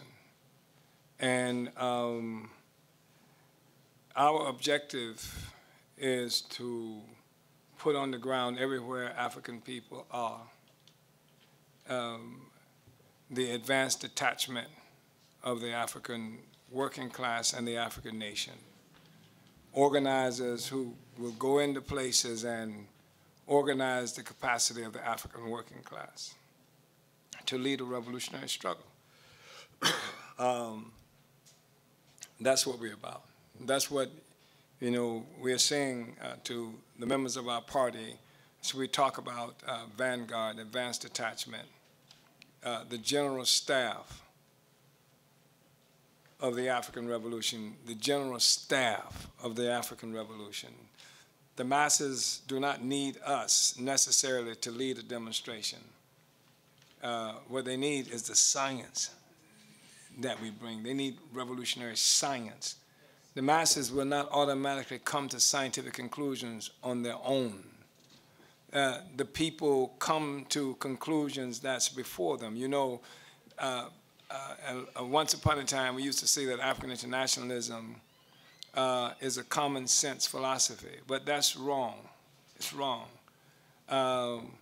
Common sense, by that, what we meant is it makes sense. It's easy to understand, but it's definitely a wrong description. Because the masses have common sense. Common sense would tell you that the world is flat. Common sense, go out and look. Common sense says the world is flat, that the earth is solid. Common sense tells us that. Science takes us beyond common sense. People come at Aisha, I'm sure, can talk about this much better than I. People are able often to know that there are objects in the sky, planets and what have you, not because they can see it. Common sense says there's nothing there other than that, but because part of what they do see, they can see a wobble, they can see a movement, which means that some gravitational pull is affecting that planet that we are looking at. There must be something else there. That's science. And that's what the African Revolution requires, a scientific approach to go beyond what is obvious. What is obvious is that the law says such and such a thing, and if they break the law, this and that. But the reality is law is the opinion of the ruling class. When we come to power, law going to look entirely different from what it does now. When we come to power, lawyers going to jail. And judges going to jail. You understand? That's the minimum thing that's going to happen. You understand? And slavery was legal. Comrade Hank Cam was talking about how they talking about the statute of limitation. Only reason we paying attention to that, only reason we even pay any attention to that is because we don't have the power to go up and grab them by the neck and say, give me my shit up against the wall. This is a stick up. I mean, if we had the ability to go and take, we just go and get it's ours. But we do not expect these systems and structures to be there forever. Our objective is to tear them down, bust them down. Even if in the process of going to power, we utilize them to get someplace that we need to go. Anyway, we need cadre, and we need serious people, and we're hoping that this Congress, the 7th Congress, we know the 7th Congress, this is an incredible Congress. Everybody who's here and been to previous Congresses know that something is happening here on today. And this is an incredible Congress, and we're going to leave here in a much better place than we were. A whole different party in many different ways is coming out of this Congress. And somebody is going to say something, comment, Louise. Yeah. Uhuru, I just thought it was a profound statement and a realization to know that there were not any other African revolutionary organizations. I mean, I just thought that that was like a really calling together African organizations for the empowerment and unification of African people and these organizations out there in the world, and no one shows up. I just think that that's a real, and I'm glad that we're live streaming because then, this is something that's truly, clearly, something that shows that the party has tried to unify political parties who may have be on an accord of freedom for African people, and it failed because other so-called revolutionary parties did not come to the table. So my question is, why did we get a response from these forces as to why they did not come? And if not, what did we find out as a consequence of our interaction with them as the reason why they would not have shown up? Yes, well, first, for those who came in the meeting, 1999, we found out they had no scientific worldview to begin with. We couldn't even agree on a basic question of the ANC sellout organization, 1999. Yeah, that was a big discussion in 1999. No, we support all the organization. We support the ANC, PAC, and we say, no, you can't do that. We support the organization that forward the interests of African people. And the PAC is right on the land question. We support the PAC on that. But most of those groups, they support everybody because they have no strategic direction. They don't intend to make a revolution. They just, what you call a support group. Put it this way. None of this organization, the chairman says this question, this point, he makes this point a lot, towards what end? Yeah. It's not a simple question. He exposed your long-term view or the lack of it. If you don't fight to go to power, why are you here? That's the question. And we discovered, things like that. Many groups came, some groups came, they are just fighting to go to power where they are from. Yeah. They didn't come at the meeting because they're concerned about the future for all black people, the future for Africa. No, they're concerned about that tiny place the white man said, that's your country. We say all Africa is ours. And they come to the meeting to see what support they can get. So we made all kinds of forces. We made a force who were just there because they're just fighting for the black people, for them to have cultural expression in Europe. Just to be accepted as a colonized, dressed in African clothes. You can put all the best that chic in the world and they're being colonized, it doesn't make sense. Yeah. I don't mind wearing non-African clothes, but I'm fighting for power. So when I go power, I can get the best that chic I want, and the things like that. So we made all these kind of forces from Europe in Africa. You couldn't see all people with one issue, just one issue. Just fighting for one thing. It could be youth right. In fact, one of the African Liberation ASI we did, the Pan-Africanists pulled the conference that was in direct challenge of our event. Then we put our flyers out. We printed big posters, big posters. we printed 1,000 color posters, and we were able to put 800 of them. Even today, I do meet people who tell me they saw the posters. Even one guy told me he took that poster home because the poster is so nice. He took it home. That's our poster. So the Pan-Africanists organized a youth conference. We organizing the ASI conference. They're organizing a youth conference on the same day. And they mobilized all the base to go to that conference and basically sabotage our conference. That's how it was. You know, it was a class struggle. We're fighting for the African proletariat to be organized. You know, they're fighting for the African petty bourgeoisie to maintain control over the African community in Europe. Remember, you have the African petty bourgeoisie in power in Africa and the Caribbean, but you have the African petty bourgeoisie not in power, but living with us. They also want to be in charge of all of us, but they don't have access to state. But they control, you know, community leaders, things like that, Pan-Africanists, people like that. So I don't know if I respond to your question about when the internet came on, we had a committee just to go on the internet. That's how we met people from Sierra Leone. Every single organization that pretend to have any semblance of progressive get their email, phone number, phone them, send their email. So we had a committee that did that. So we reached out to anything in Africa we knew that made themselves known to the world. We reach out to them. We met people from Cameroon. They will say they're from, anyway, I'm not going into that. You met everybody. From Congo, we met this guy. Well, I'll name him because I know why. Shamwe, he considers himself a Marxist. So I was not very clear at the time. So I say, wow, this guy in the ASI, we can go to Congo to do the work. So the chairman got him in the US. Then he came from the US. He can't give me a report. I say, what happened there? Why was the meeting? I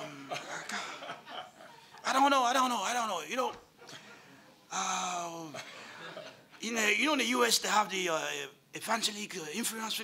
Evangelic influence? What is that? I mean, it didn't make sense to me. How can you talk about, you know, religion when you talk about the chairman? But then, when Kabila came to power, or before Kabila came to power, they printed the magazine. And the magazine was printed by the Germans. And then I learned that they owed the Germans a lot of money for printing their magazine. I said, if I told you the role of white people is to pay reparations, you can't owe them anything. And couple of weeks, he told me, you were right. I said, no. I said, the chairman was right, because you went to the United States. You know, I put you in touch. You went to the US. He came to the whole house, but he didn't unite with that. And he ended up being in the Kabila government. Kabila the father went to government because he had the history of fighting Mobutu. Yeah. He had credentials that he never sold out. But the United States, they made a decision to overthrow Mobutu, but they wanted somebody who was credible. Kabila was credible. So they had the movement and they put him on the top, just the face of it. And when Kabila went to power, then they overthrew him. They didn't need him because they knew Kabila would oppose them, and he did, and they overthrew him. And this guy I'm talking about, Shamwe, went to work with Kabila. And then they didn't agree with Kabila. When they killed Kabila, the US killed Kabila, they organized another rebellion to remove Kabila, you know, the whole thing.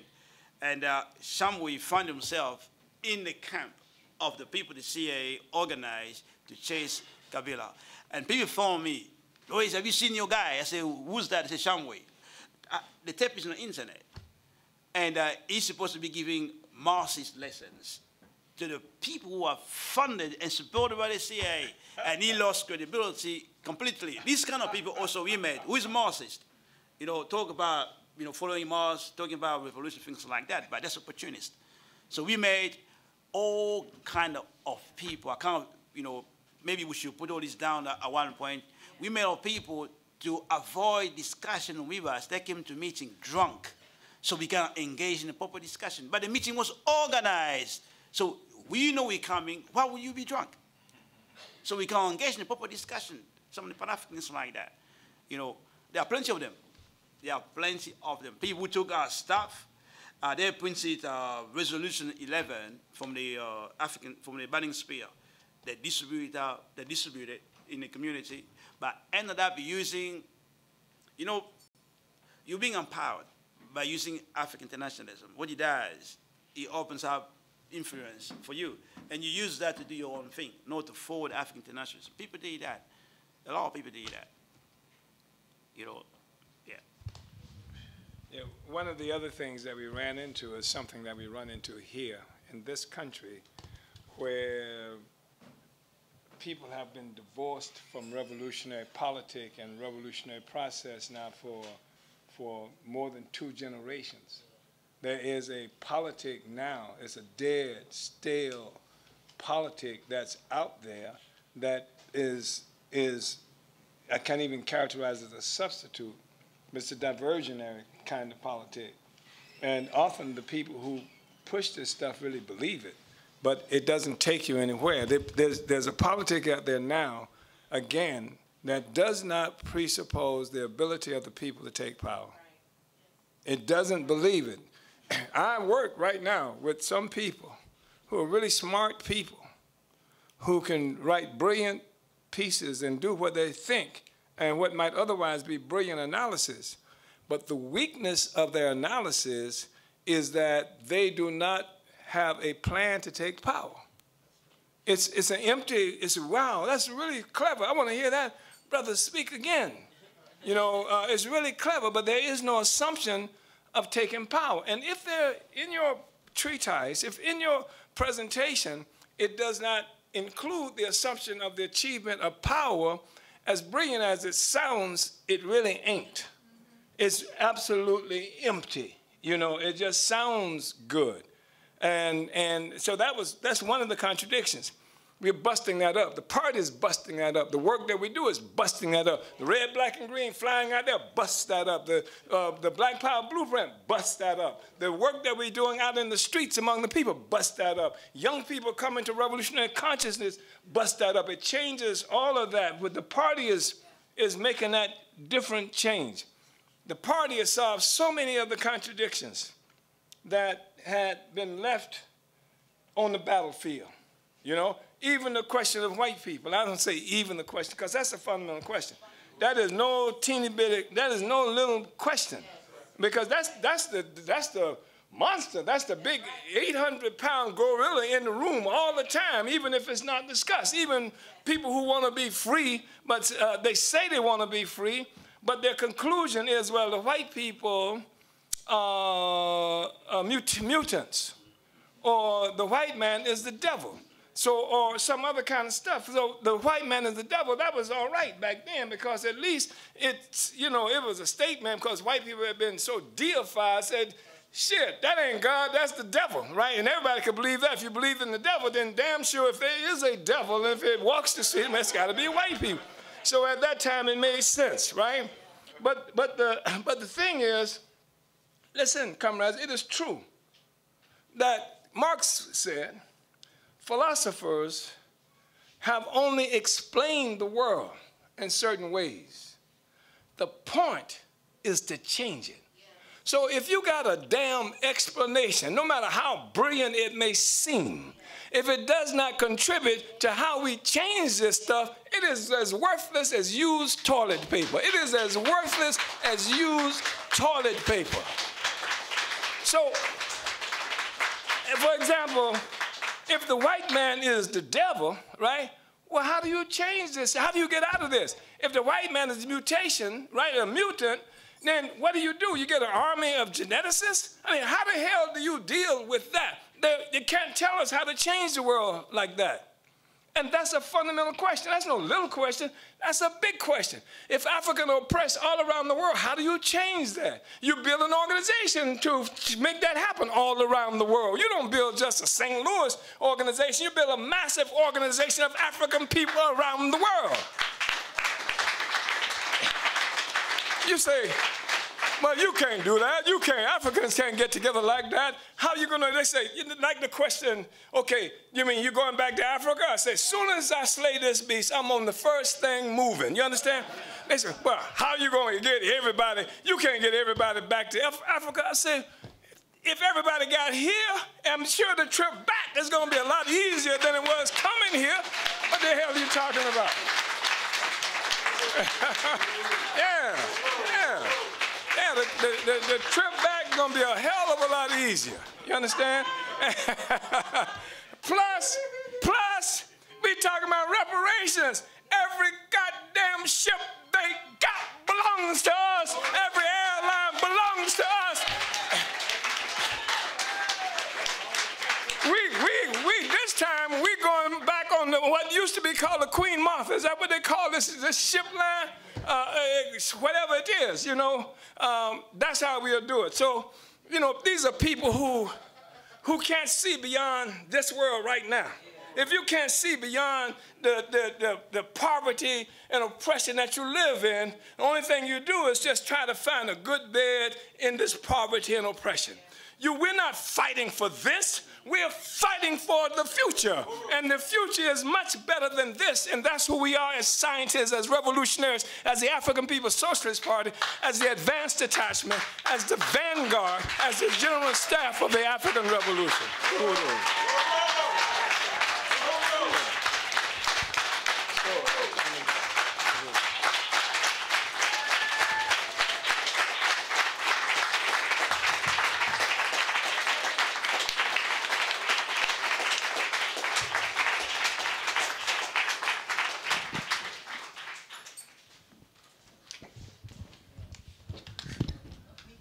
Their stuff can't work if you don't believe in it.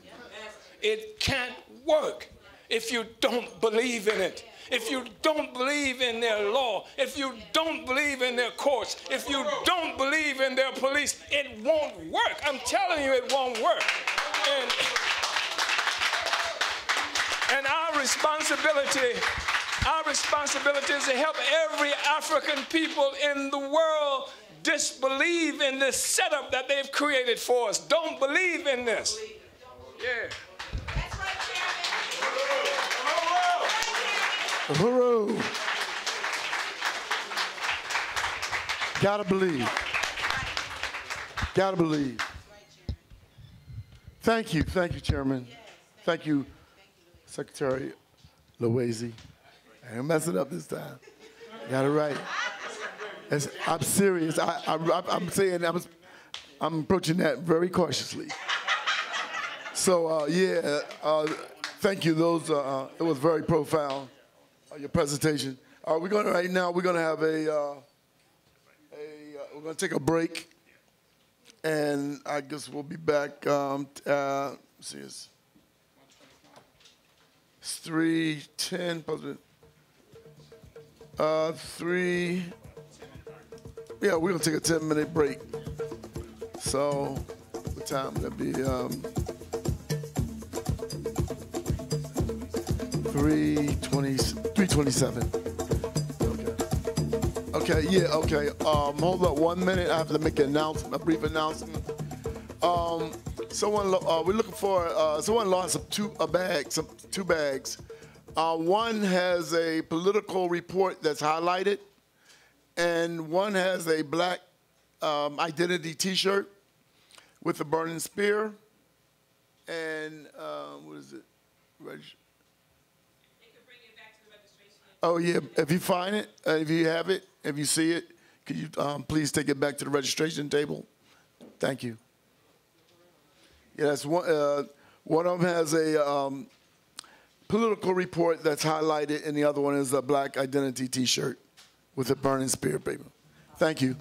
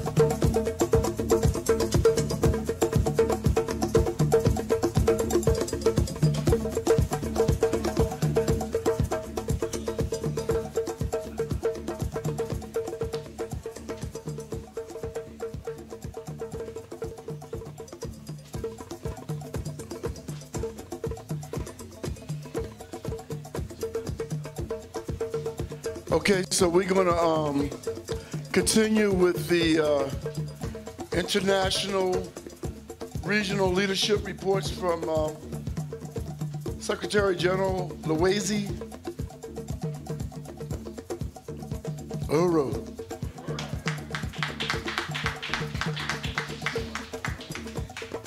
Touch one. Touch one. Uhuru. Uhuru, comrade. Isolé tout. Isolé tout. Et Africa. We're going to start with a report from the South Africa front of the African Revolution.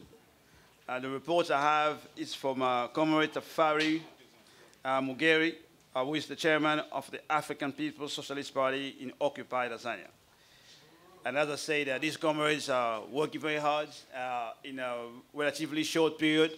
They have been able to organize in more than 2 places. They are in our capital, where Johannesburg is. In that region, it's called Gauteng. They are there in different locations. They are in the Western Cape, which is in the southern part of South Africa. As the chairman said yesterday, that's a place when you're driving to Western Cape, to Johannesburg. That's 16 hours. We are also in the Eastern Cape. That's something like takes 14 hours.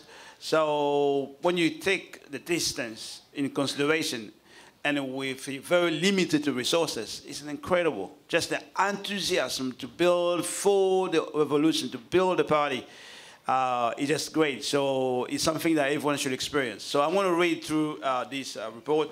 In fact, before I do that, I want to share with you some comments our comrades outside the United States said, watching this wonderful Congress. So let me just, okay, here they are. I'll start from,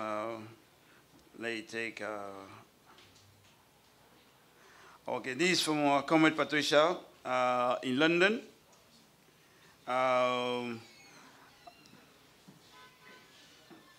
Said this was great, talking about the Congress. I feel so bad that we haven't shared this widely with all the Africans in the world. We should be able to see this. Such a proud achievement and accomplishment. So that's from London. And this one from Kenya, from Comrade M. Kask. She said, Uhuru SG, it was great. I didn't get to watch it from the beginning. I waited all afternoon for a notification from Chairman's page. I did not know they were going to live stream it elsewhere. Chairman's political report reading was powerful. I was stunned at how committed the USM is with paying reparations. The party is truly a force to be reckoned with. And towards the end of the party, the chairman gave you a glowing tribute. I won't read the rest. Okay, you have done so much for the party. I didn't get to see our video salutations, but I sent out my salutations on Facebook during the live stream. But we didn't watch it. We didn't show the salutations. Uhuru SG, I'm watching day 3 of the Congress. Who is this? That's the same comrade M. Kask.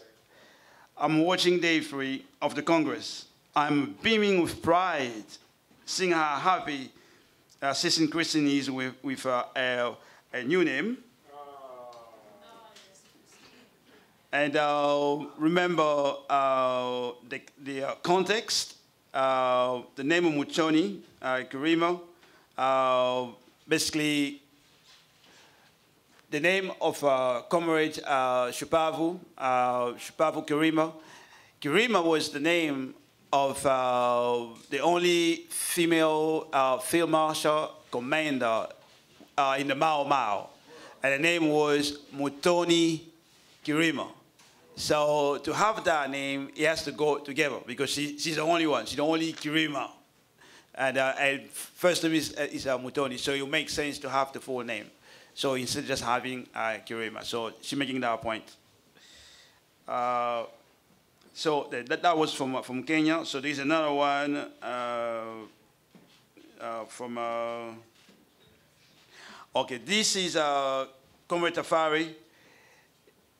Is responding to the votes that he's been voted as the Comrade of the Quarter. So, really, SG, I can't believe it. I have never been so humbled. I'm so excited to vote over this. Oh, wow. Yeah.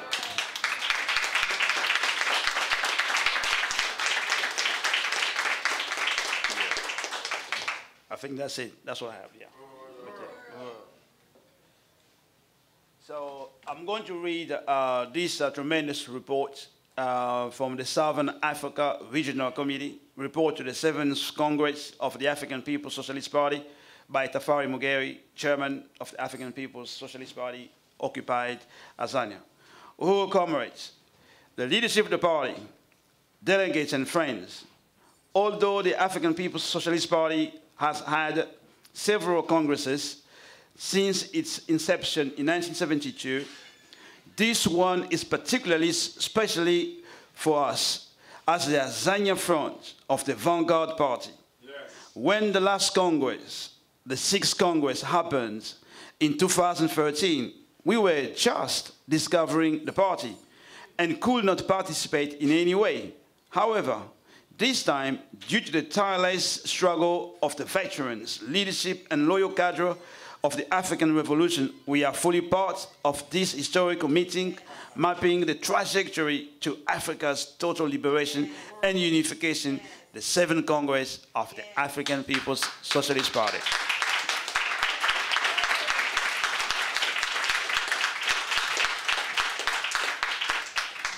The party is the genuine alternative for the people in Southern Africa.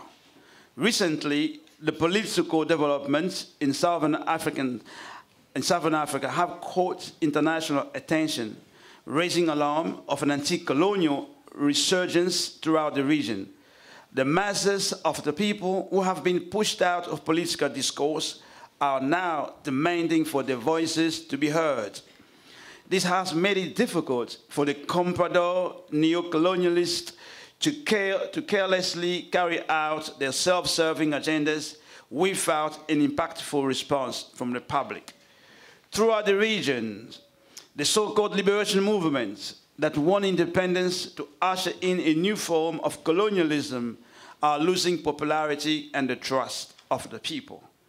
SWAPO, BDP, I'm not sure what BDP stands for, ZANU, ANC, and the rest of the so-called liberation movements have had to use unpopular tactics to remain in power as they are losing the grip on the loyalty of the people. There is no way the old forces of reaction can determine the trajectory going forward. S.G. Loezi said it to us on his visit for the Continental Pre-Congress Conference in Johannesburg that history only strikes once. However, the decline of the old neo-colonial so-called liberation movement does not automatically guarantee the victory of the African working class and toiling masses. Throughout the regional, there are assortments of petit bourgeois organizations, some radical and some liberal, that are fighting for the loyalty and support of the people. Such organizations are the EFF, the Economic Freedom Fighters, both in South Africa and its replica in Namibia, and the MDC Alliance, that's the Movement for Democratic Change in Zimbabwe. These organizations are only able to win the support of the people because the class consciousness of the toiling masses has not developed to its maturity. We said in a report to the pre-Congress conference that we just had in Johannesburg, while the objective conditions may be made favorable by the enemies or virtual oppression of the people, for the subjective conditions, on the other hand, to mature to the desired state, it requires the advanced detachment to take up the work of raising the class and the national consciousness of the masses of the people. We have to make contact across the region and look into possibilities of sending cadres on a mission to build units beyond the colonially imposed borders. Lesotho and Swaziland, that next to South Africa, are small entities with feudal tendencies that rob African people of a national consciousness and the ability to organize for revolution. The party's Southern Africa Regional Committee will be making waves in those two countries. We should be able to do that because we are not the advanced detachment on the South African Revolution or certain countries. We are the advanced detachment of the entire African Revolution vanguard.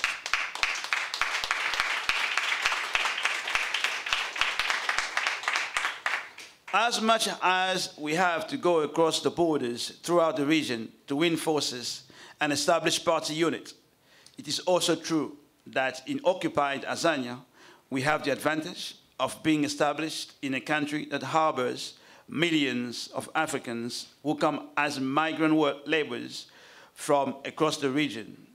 These proletarians, African migrants, can and must be won to take on the task of building the party in the colonies from which they have been forces by desperate conditions to leave for South African wage slavery. Probably meant they've been forced out by desperate conditions to leave for South African wage slavery. The weight of building the Southern African Regional Committee currently rests on the party organization in occupied Tanzania. We have gotten contacts from Zambia and Zimbabwe who are not necessarily acquainted with the theory that guides our work and thinking. However, this shows that the party is getting attention across the colonially imposed borders. The Southern African Regional Committee will be our instrument to practically nullify the colonial borders, as we understand from our chairman that the African liberation movement has run to its limitation when fought within the colonially imposed artificial borders. The African Socialist International will find expression from our work from this region. We made it clear at the pre-Congress conference that we had in Occupy Azania a month ago. Chairman O'Malley determined in his political report to the 6th Congress that building the African Socialist International remains our most important task. As the Azania Front of the African Revolution that understands the significance of this mandate of consolidating the struggle of African people across the world for a unified socialist Africa, we pledge to fight for the realization of this aspiration. Thus, our work in occupied Tanzania must erupt in seismic wave that should spread the party and theory across the whole of Southern Africa. Right on.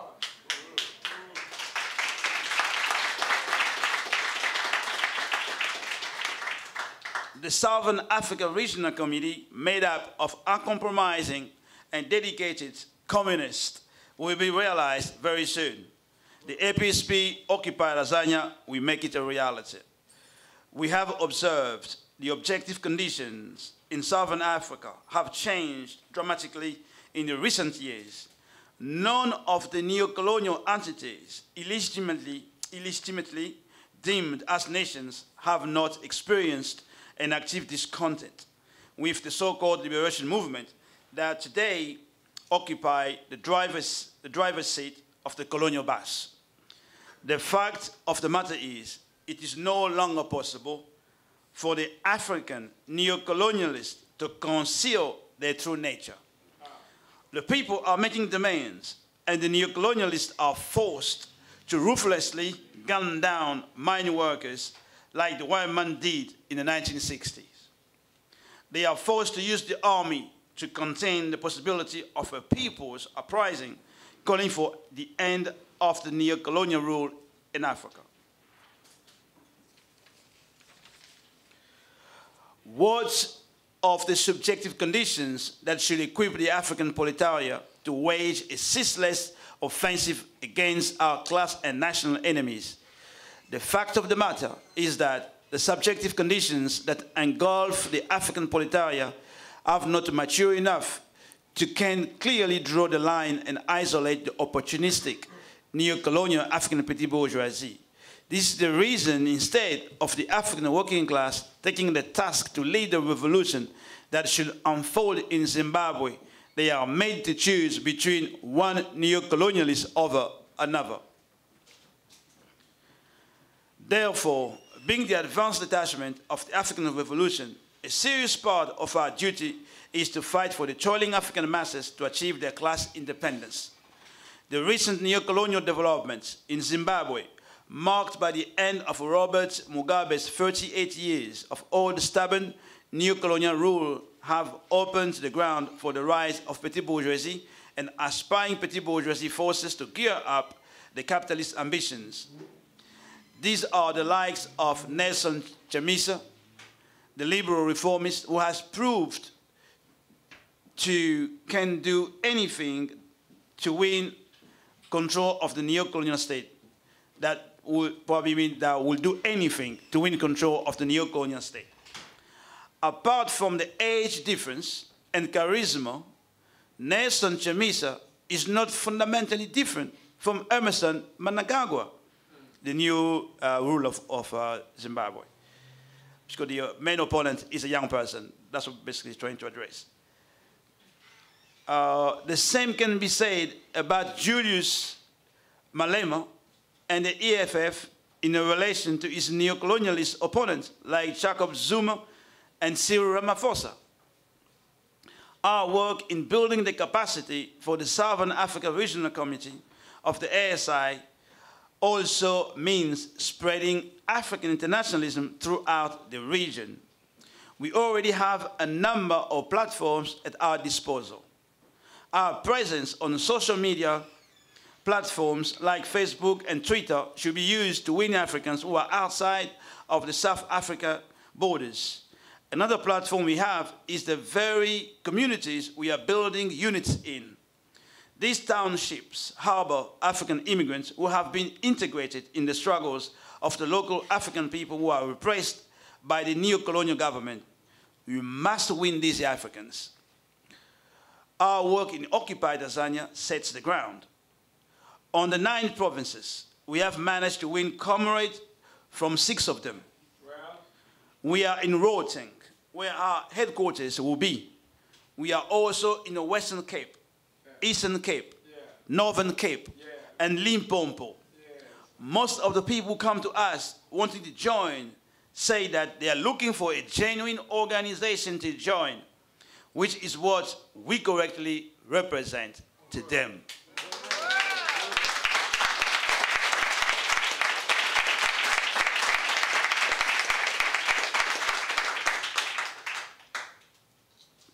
The pre-Congress conference resolved that we are going to build the African National Women Organization, the African International Student Organization, the African People's Solidarity Committee, and the International People's Democratic Movement. We have actually already made moves on ANRU, AISO, and INPIDAM. So basically from the time the resolution were passed, they have moved on already to implement those.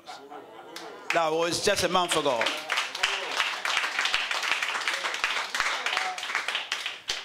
It should not come as a surprise to hear any time from now that the APSP Occupy Tanzania is building more constituent organization to parallel the APSP USA.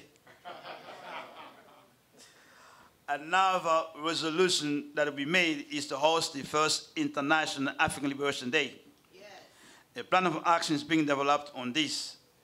We hope to attract comrades from across the world. The location we have chosen to hold the 2019 LD is, that's a Dutch, I can't pronounce this, is a I-10H, is a U-I-T-E-N-H-A-G-E. I don't know how you pronounce it. Yuck. Eastern Cape. where we have established a party unit. That's not Umtata. Yeah, that's Umtata in the region there. Umtata, where the chairman spoke at the Pan-African Congress in 2002, the video you saw in South Africa, yeah. Eastern Cape, where we have established a party unit under the leadership of Comrade Numpumelelo Mbekisa. In closing, we want to declare our 100% unity with this progress. Its resolutions and the mandates we are going to receive from it. The African People's Socialist Party is indeed the advanced detachment of the African Revolution. It's vanguard, not only in words, but in practice. We are winning! We are winning! We are winning! We are winning! So he closed independence, unification, and socialism in our lifetime.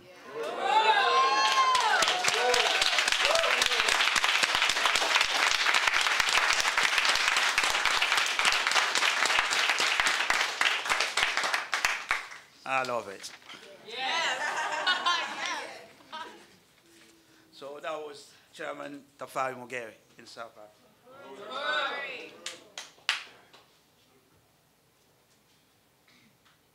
So the next report, this will be from MCAS, from Kenya. Kenya, that's the Mau Mau. That's where Uhuru comes from. And I believe it was the struggle of the Mau Mau that gave space to a lot of people, including the great Kwame Nkrumah, because the British had to make the decision. They have to fight arms struggles in many places, and they know they can't. So they prefer to contain us in Kenya while they make concessions elsewhere. So that's how they make concessions throughout Nigeria independence, the Ghana independence, other independence. So Kenya is a historical place for us. And this struggle is basically the struggle also to resurrect the legacy of the Mau Mau. If somebody's going to resurrect that, it's going to be the African People's Socialist Party. That's what it represents.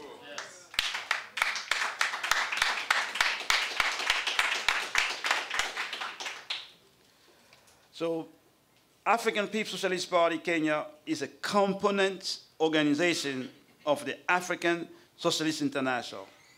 It's our vision to be an organization that will comprise of the advanced detachment of the African working class in Kenya.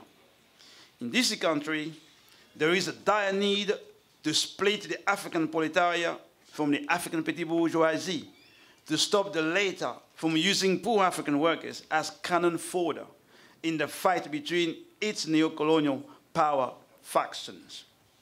Tribalism and ethnic politics in Kenya is endemic. She used great words, you know. Unbeknownst, that's how you pronounce it? Unbeknownst to the poor Africans in Kenya, these divisive, myopic identities are a defense of neocolonialism and of the African petit bourgeoisie against African workers. They are obscure the exploitation for all African workers by white imperialism and the black lackeys. They obscure the betrayal of Africa by the African petit bourgeoisie. We want freedom in our lifetime. This will require us to be revolutionaries and build a kind of organization that the African working class can trust to liberate them. Kenya is a creation of European invaders and has been under colonialism since the 17th century, when British imperialists occupied East Africa. The freedom gained since the flag independence of 1963 has only been enjoyed by African petit bourgeoisie, who are British American and now Chinese stooges. At independence, the government identified poverty, disease, and ignorance as the most urgent challenges. Over 50 years later, little will be said of the fact that Kenya is actually one of the most unequal places in this world. The so-called progress, especially the growth in incomes, has largely been concentrated in the population primarily made of the political ruling class and white settlers. You know, you got white settlers in Kenya, right? Yeah. Our education system is a mess. The government's free basic education policy does not accommodate the prospect of quality education. Our overcrowded and understaffed hospitals are being preyed on by neoliberals who want to turn them into private entities. Infant mortality is at all-time high. Nearly a tenth of all the babies do not survive to age 5. Most dying of preventable causes. Food security is a myth. Water supply is controlled by cartels. Kenya is home to one of the biggest shanty towns in Africa. Meanwhile, our legislators are the best paid in the world with no palpable work to show for their obscene salaries. In the next years, the proletariat in Kenya will be exhorted to pull together for even further progress.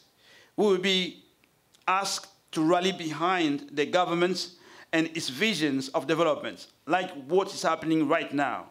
The IMF, International Monetary Fund, recently imposed 8% levy on all petroleum goods in Kenya. That automatically skyrockets the price of everything. That's just last month. The IMF imposition, we are told, is meant to fast-track development. That's crazy.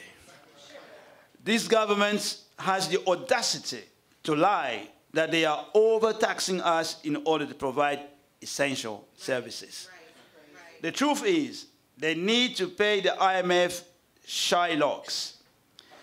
They must repay the loan sharks for money they borrowed ostensibly on our behalf and then went ahead and looted from public coffers. We will be locked into a system that delays our emancipation from chains of dictatorship and poverty. We will not be encouraged to question the assumptions underlying the definitions of independence and sovereignty and to ask why the system only seems to work for a few. This is why it's vital that the colonized African masses of Kenya build the African Socialist International by joining and organizing the African People's Socialist Party. APSP Kenya unites with the 7th Congress. It is the most important event in our party calendar. It distinguishes the African People's Socialist Party from a host of other organizations that present themselves to African people as leaders of our movement. State of the party in Kenya. Consolidating the party in Kenya has been quite an uphill task. Kenyans are still recovering from a bloody election, so they are suspicious of any political party and react with apathy, with approach. Recruiting has had mixed results. I'm grateful to the party for providing guidance through the organizational manual. I'm now able to identify the right fit for the party. I have made some promising potential members. I update evaluating and recruitment on a regular basis. APSP Kenya is therefore appealing for study material. Founding party members in Kenya need to understand the party's philosophy, ideologies, and ways of operations. We are therefore requesting for the operation manual, party publication, Chairman Omari's writings, and the Burning Spear newspaper, and other relevant literature to enable us to be politically educated and be cognizant and what the party expects of us. Recruitment support. Once founding party members are familiarized with the party's policy on recruitment, they should embark on winning the masses.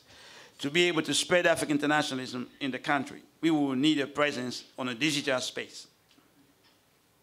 A website and active social media platforms will go a long way to enable us reach out to the people. This will require us to have a laptop and reliable internet connection, a PC and access to reliable internet through monthly subscription. Wireless internet will not only help us recruit new members, keep records, but also stay in constant communication with the party's leadership. These are resources available to us at the moment. agitation propaganda. We are appealing for agitprop material already in use by the party for the Kenya chapter. We are requesting for APSP agitprop guidelines that will guide us once we start creating agitprop posters, videos, leaflets, and even apparel. We should endeavor to create agitprop videos as often as possible. This will require us to have a digital camera which will engage young, influential community members in predominantly working class neighborhoods to help us reach out to the masses and popularize the party. This might necessitate a small stipend, not necessarily in cash, but in kind. We believe that the aforementioned resources will go a long way in helping us meet party objectives. Challenges faced so far. Recruiting has faced obstacles due to the lack of study material that would have ideally been shared with prospective recruits. Founding party members also lack knowledge on party operation as they do not have the manual. Some prospective candidates have also shied away from joining the party because they feel that their staunch religious beliefs will not be accommodated in the party. This is why dialectic materialism understanding is of paramount importance. Lack of resources has been a hindrance and has stifled our community outreach and communication with APSP leadership. Establishment parties in Kenya have the public purse at their disposal, and the political activities are made possible by the massive wealth looted from the masses. The poor working class masses in Kenya are unfortunately swayed by the scrap thrown at them by these forces. We need to build a strong foundation in working class neighborhoods through economic development. Rigid work schedules serving capitalism system are responsible for the lethargy being experienced by members. This weariness hinders productivity and slows party growth. Party members will endeavor to find balance in a rat race in order to serve party interest. Kenya has basically degenerated to the ruthless KANU. KANU is the ruling party. KANU era since the August 2017 election. From the reintroduction of colonial style, detention without trial, intimidation of both the judiciary and the press, and an overactive ethnic-fueled propaganda machinery, this blatant censorship of opposition forces might prove a hindrance to active political defiance. The party therefore adopt objective tactics to win the masses amidst all the counter-insurgency. So she goes on to give organizational goal. To build a party unit in Nairobi. The party unit is most basic form of a party organization. The unit will lay the groundwork for the future National Central Committee of APSP Kenya.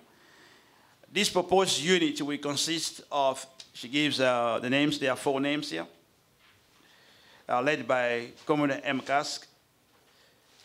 Scope of the work, monthly meetings proposed last Sunday for every month. She gives the time. Weekly status reports update every Friday evening, 6 p.m. Daily correspondence on WhatsApp and social media platform. Quarterly community outreach, trajectory to be determined once the unit is fully established. Political, build cadres through democratic process that also puts into consideration abilities and competence. So the next is just a layout of the people in the leadership.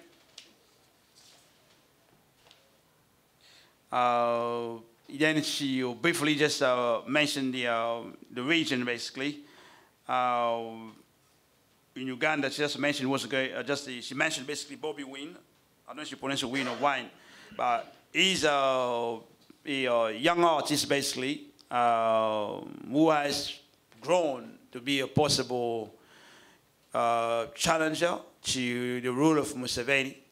And the bourgeoisie, he's been in the US to be treated because there was an attempt to kill him by the neocon government there. They killed his driver.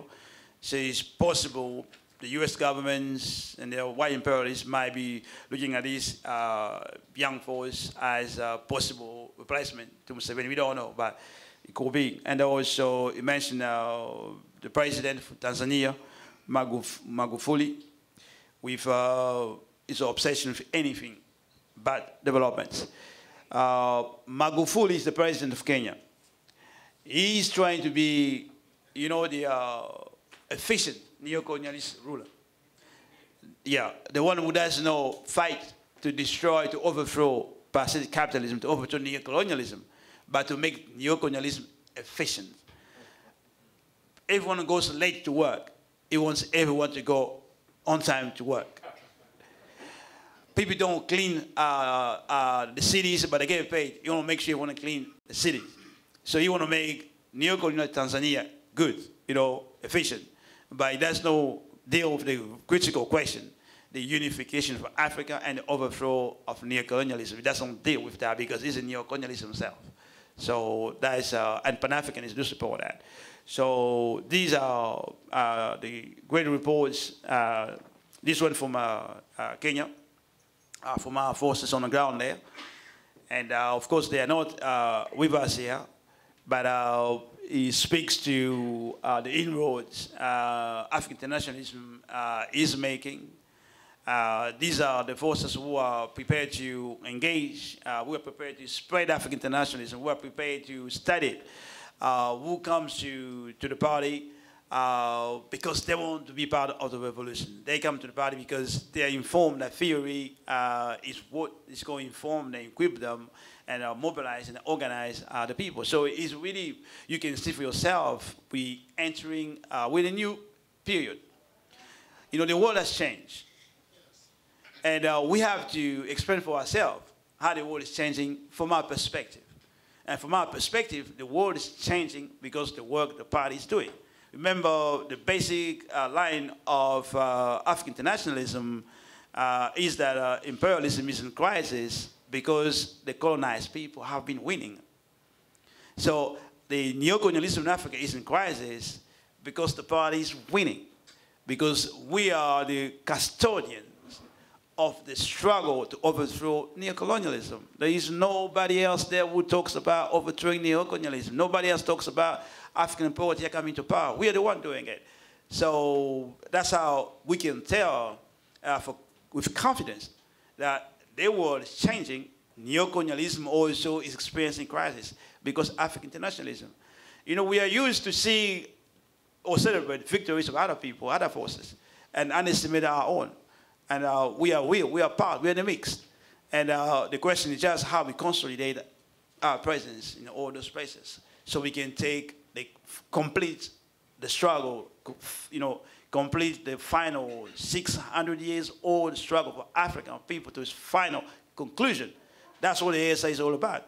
All these struggles, rebellions, we had the Nat Turner struggle, the Zumbi struggle in Zambia, the Kwame Nkrumah struggle. All these great struggles, now we're coming to the final battle, final conclusion. Yeah. And the ASI is the one bringing all these struggles forward to the final conclusion. And that's why the work these young comers are doing is so significant. So we just want to salute them once more, if they're listening where they are, just to say we are winning. We are winning. We are winning. Yeah.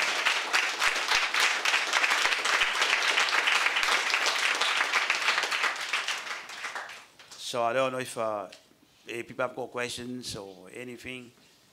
If we have time or not, then we can go through that quickly. And otherwise, how many? Oh, okay.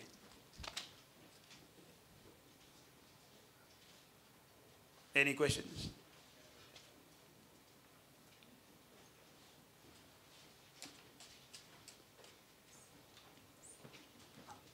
Okay, Chairman is coming.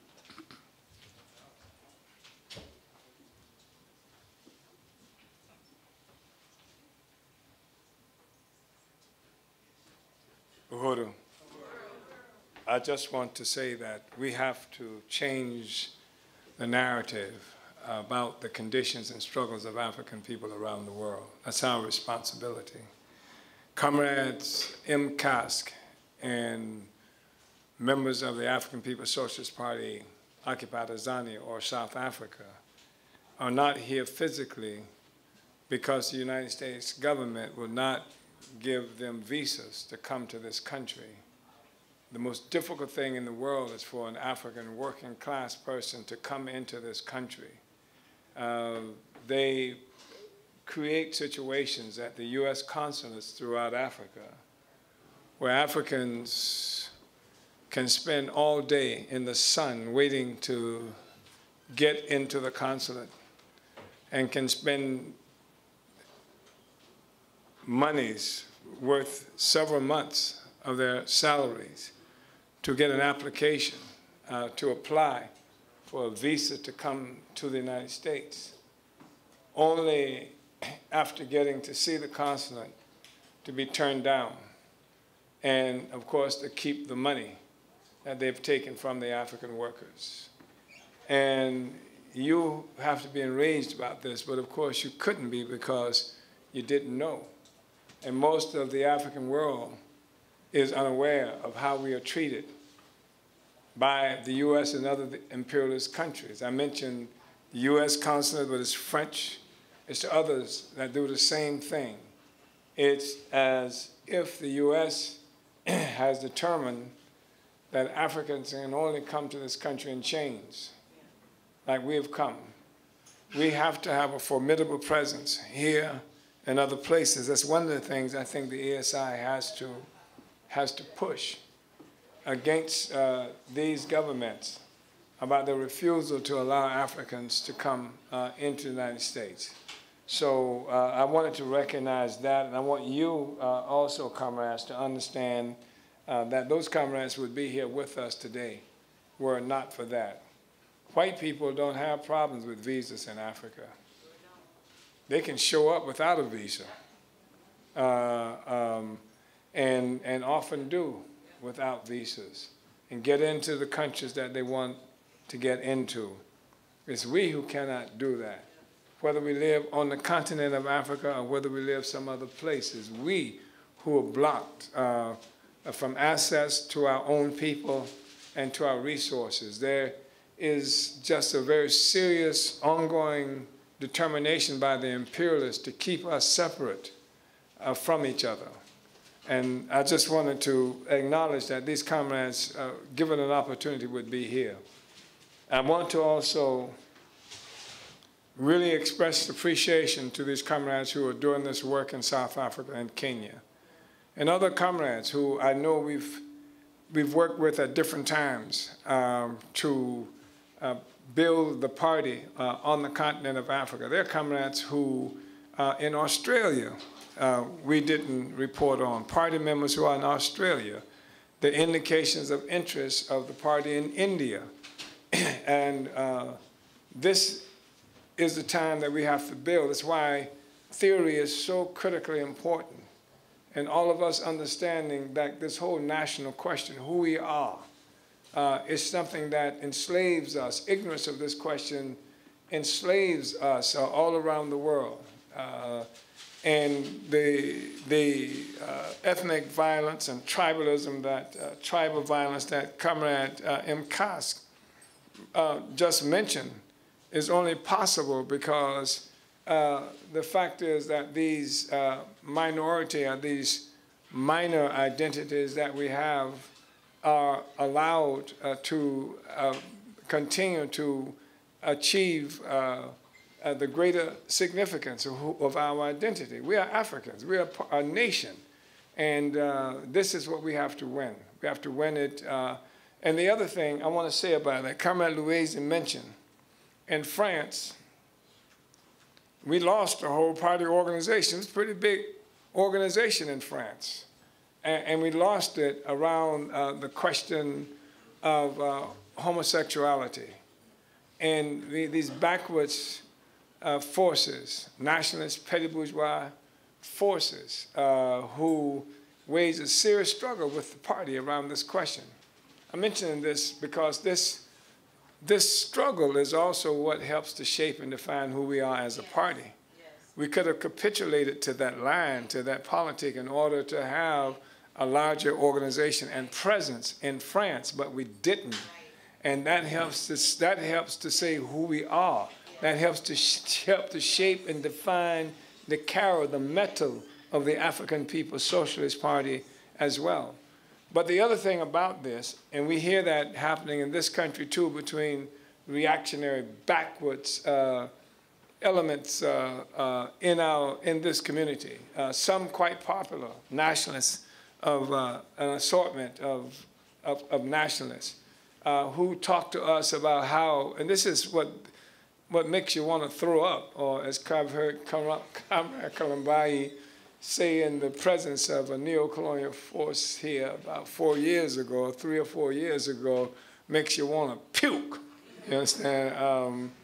That they talk about how we got to be against the homosexuals and oppress the homosexuals. In some instances, they actually have put forth in some of these petty countries that they call to kill and jail homosexuals, because that's not African, right? And as if they were fighting against what's not African. Right. Look at all them white people in South Africa, that's not African. That's right. Look at all those major corporations taking everything, that's not African. Yeah. Look at all of those mosquitoes. I mean, at minimum, you would think the petty bourgeoisie would be able to fight a damn mosquito that's taking malaria and all kinds of problems to our people, but they don't. And so if they are fighting homosexuals because that's not African, then I guess exploitation of our people by major corporations and white people and white power must be African. It's a fallacious argument. And and I'm mentioning this just in terms of it is in the interest of the African Revolution to unify Africa, to unify the African working class. And those forces who are coming out with that kind of politics, whether they are heads of state, heads of something in Africa, or whether they are so-called nationalists in this country, are enemies to the revolution. And I want to say that quite up front because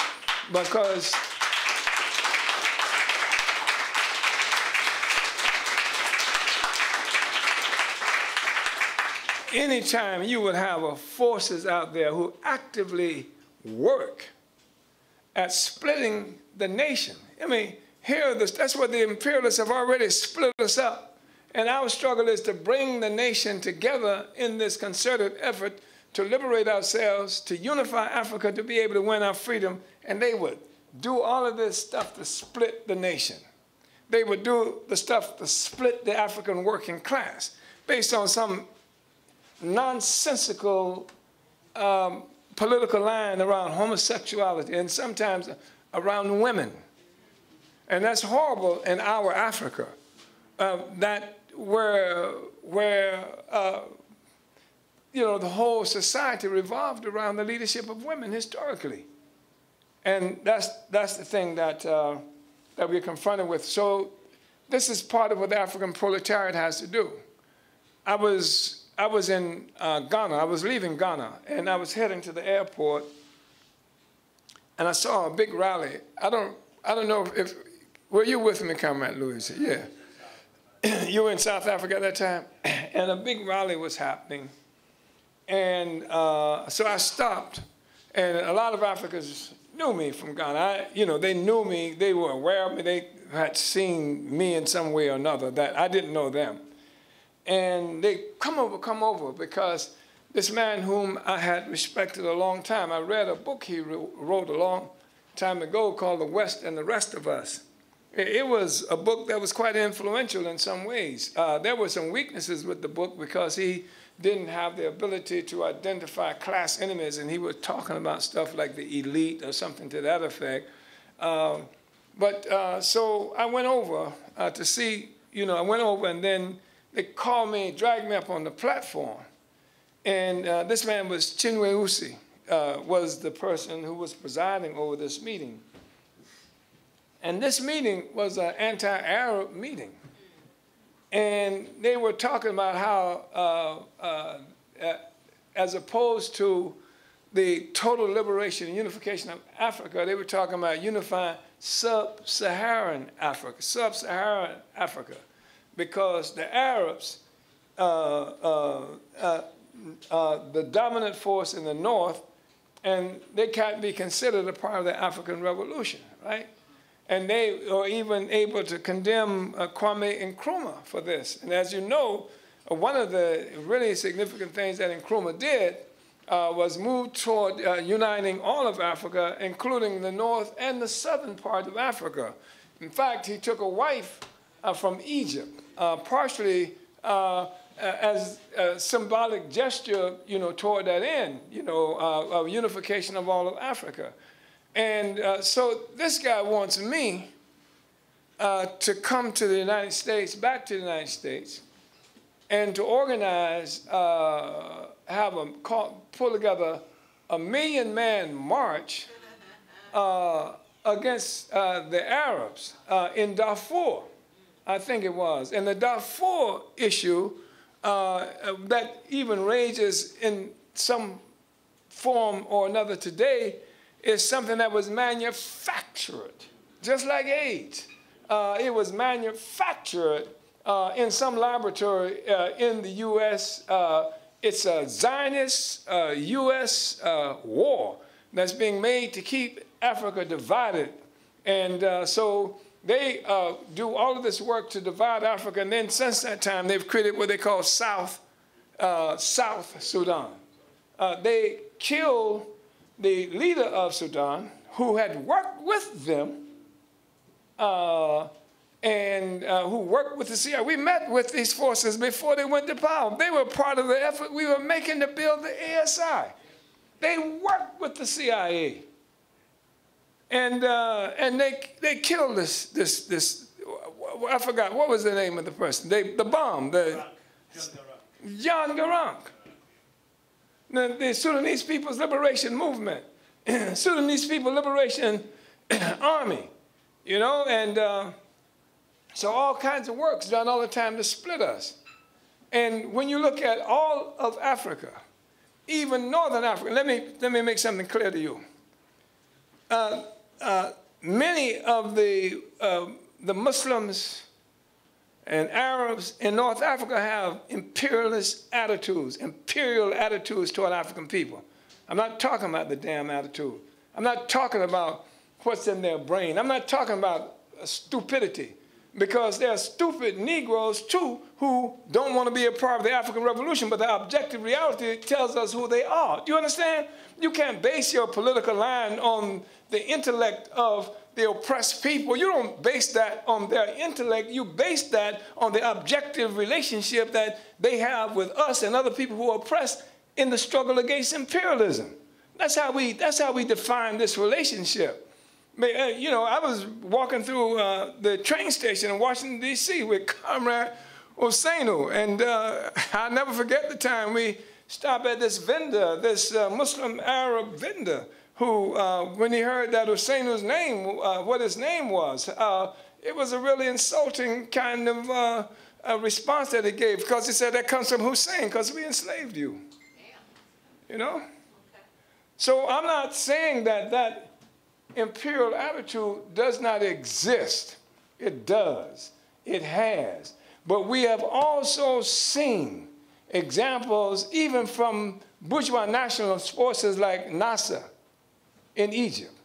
And we saw the stance that was taken by Ben Bella, who was a revolutionary in Algeria.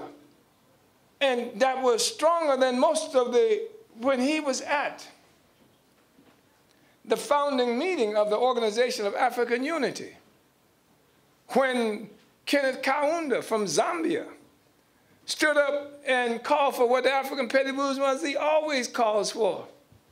He says the first thing we need to do is create an all-African bank to get some money. And Ben Bella stood and said, what we need to do is create an all-African blood bank and march on South Africa and destroy that apartheid regime. That was Ben Bella, the Arab.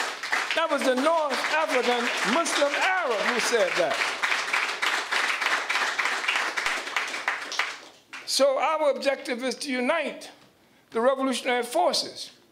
And the Arabs in Africa will have an opportunity to commit national suicide and unite with the aspiration of the African people on the continent of Africa to fight for black power. They will have that opportunity. The thing is that this Arab enemy that they've defined, that's not the only one. I was in Namibia. And comrades we worked with in Namibia, some of them, not all of them, probably not most of them, just one particular comrade who facilitated our visit there. His thing was the Arabs too. I said, you guys walking around, here you are, walking around all these neo-colonial puppet regimes right here south of the Sahara to look for an Arab to fight. The contradiction is right here. And what it is, of course, is a way, it's an apology for neo-colonialism. It obscures the neo-colonial domination of our Africa. It's the class question that's used to create a false unity among African people against our interests by identifying the Arab as the enemy, just as in Kenya we have that situation where you identify somebody else for some other ethnic group as the enemy, as opposed to imperialism. So these are incredible comrades who we are working with, and we will see the party in African internationalism spread like wildfire all over the continent of Africa. And as we gain strength on the continent of Africa, we won't be in this horrible situation of simply being on this side, talking about we're going back to Africa. We're going to have a coherent, cohesive movement where we'll be pushing from this end and they'll be pulling from that end. So we won't just be saying, going back to Africa, they'll be saying, come home. You understand? And this is going to change the equation considerably. If Africans around the world could hear our brothers and sisters as part of popular movements to win power saying, come home. One of the things that happened to me early in my own development, Comrade Louise, and I'm going to sit down. I joined the U.S. military when I had just turned 18 because I thought I was running away from the limitations that I experienced as a young African in this southern city in Florida. And one of the most important things that happened to me is I got sent to Berlin, Germany. I was in Berlin, Germany when they built the Berlin Wall. And I would go downtown in Berlin. And I would continue to run into these Africans. I was a kid. And I'd say, what part of Africa are you from? And they said, well, you know, I'm from Nigeria or Liberia. What part of Africa are you from? And I'll never forget the shame, really the deep shame that I experienced when I had to say that I'm here with the U.S. Army, you know. I was taken home by Africans from Somalia. They took me home, took me to a party that they were having. It wasn't one of these righteous things. It was traditional Somali party, you know. And this is what began on close up to introduce me to my home. And Africans were telling me, come home. Yeah. Africans were telling me, come home. That you need to come home. You can get land at home. You can do something at home. You know? By the way, it would have been easier to have done that then than now. It would have been safer to have done that then than now. You understand? But this is who we are. And I just want us to be cognizant of that and to really appreciate the work that these young Africans are doing. It's a new day. Imperialism is dead. I'm not a hunter.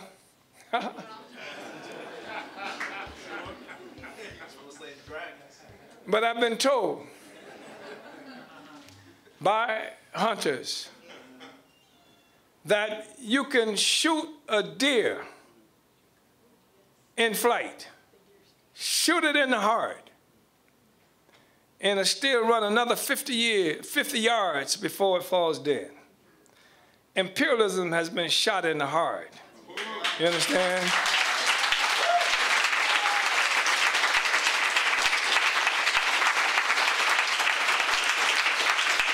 African internationalism has shot it in the heart. M. Cask shot it in the heart. Tafari shot it in the heart. Columbai shot it in the heart. Louisa Kinshasa shot it in the heart. Black Power Blueprint shot it in the heart. West Florissant shot it in the heart.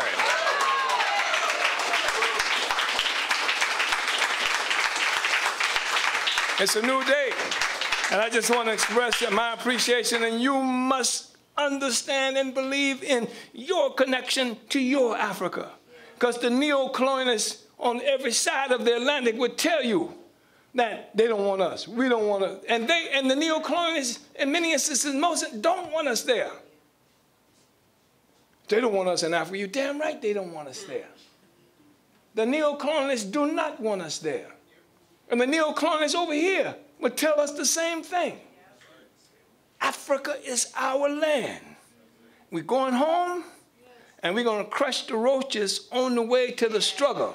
And when I say the roaches, I'm talking about the neo-colonials, the puppets, the African petty bourgeoisie that hates itself, that's alienated from itself, that is flattered by the presence of white people and white power, that cannot see a future outside of white people and white power, that is afraid to even think of a future without white people and white power, that breaks out in hives if they get on an airplane and see a black person as the pilot. These are the forces of the African petty bourgeoisie that tries to stand between us and our freedom. We're going to do this.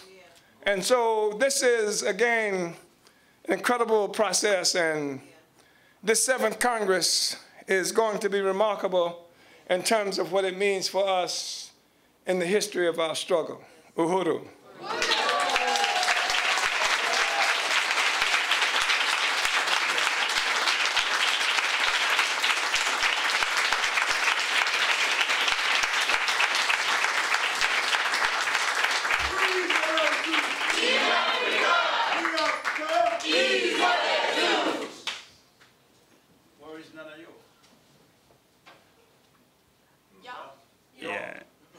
Yes, we are.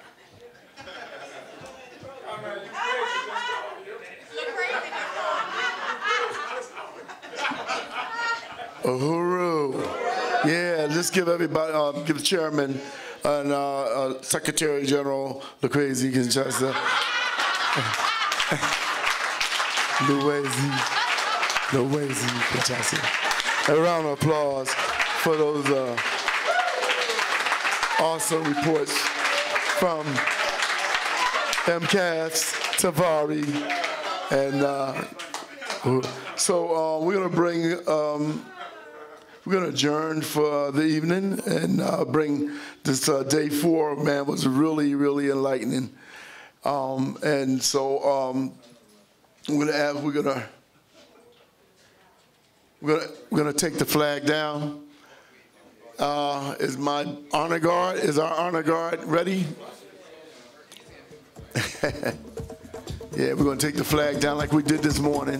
We're going to do the reverse.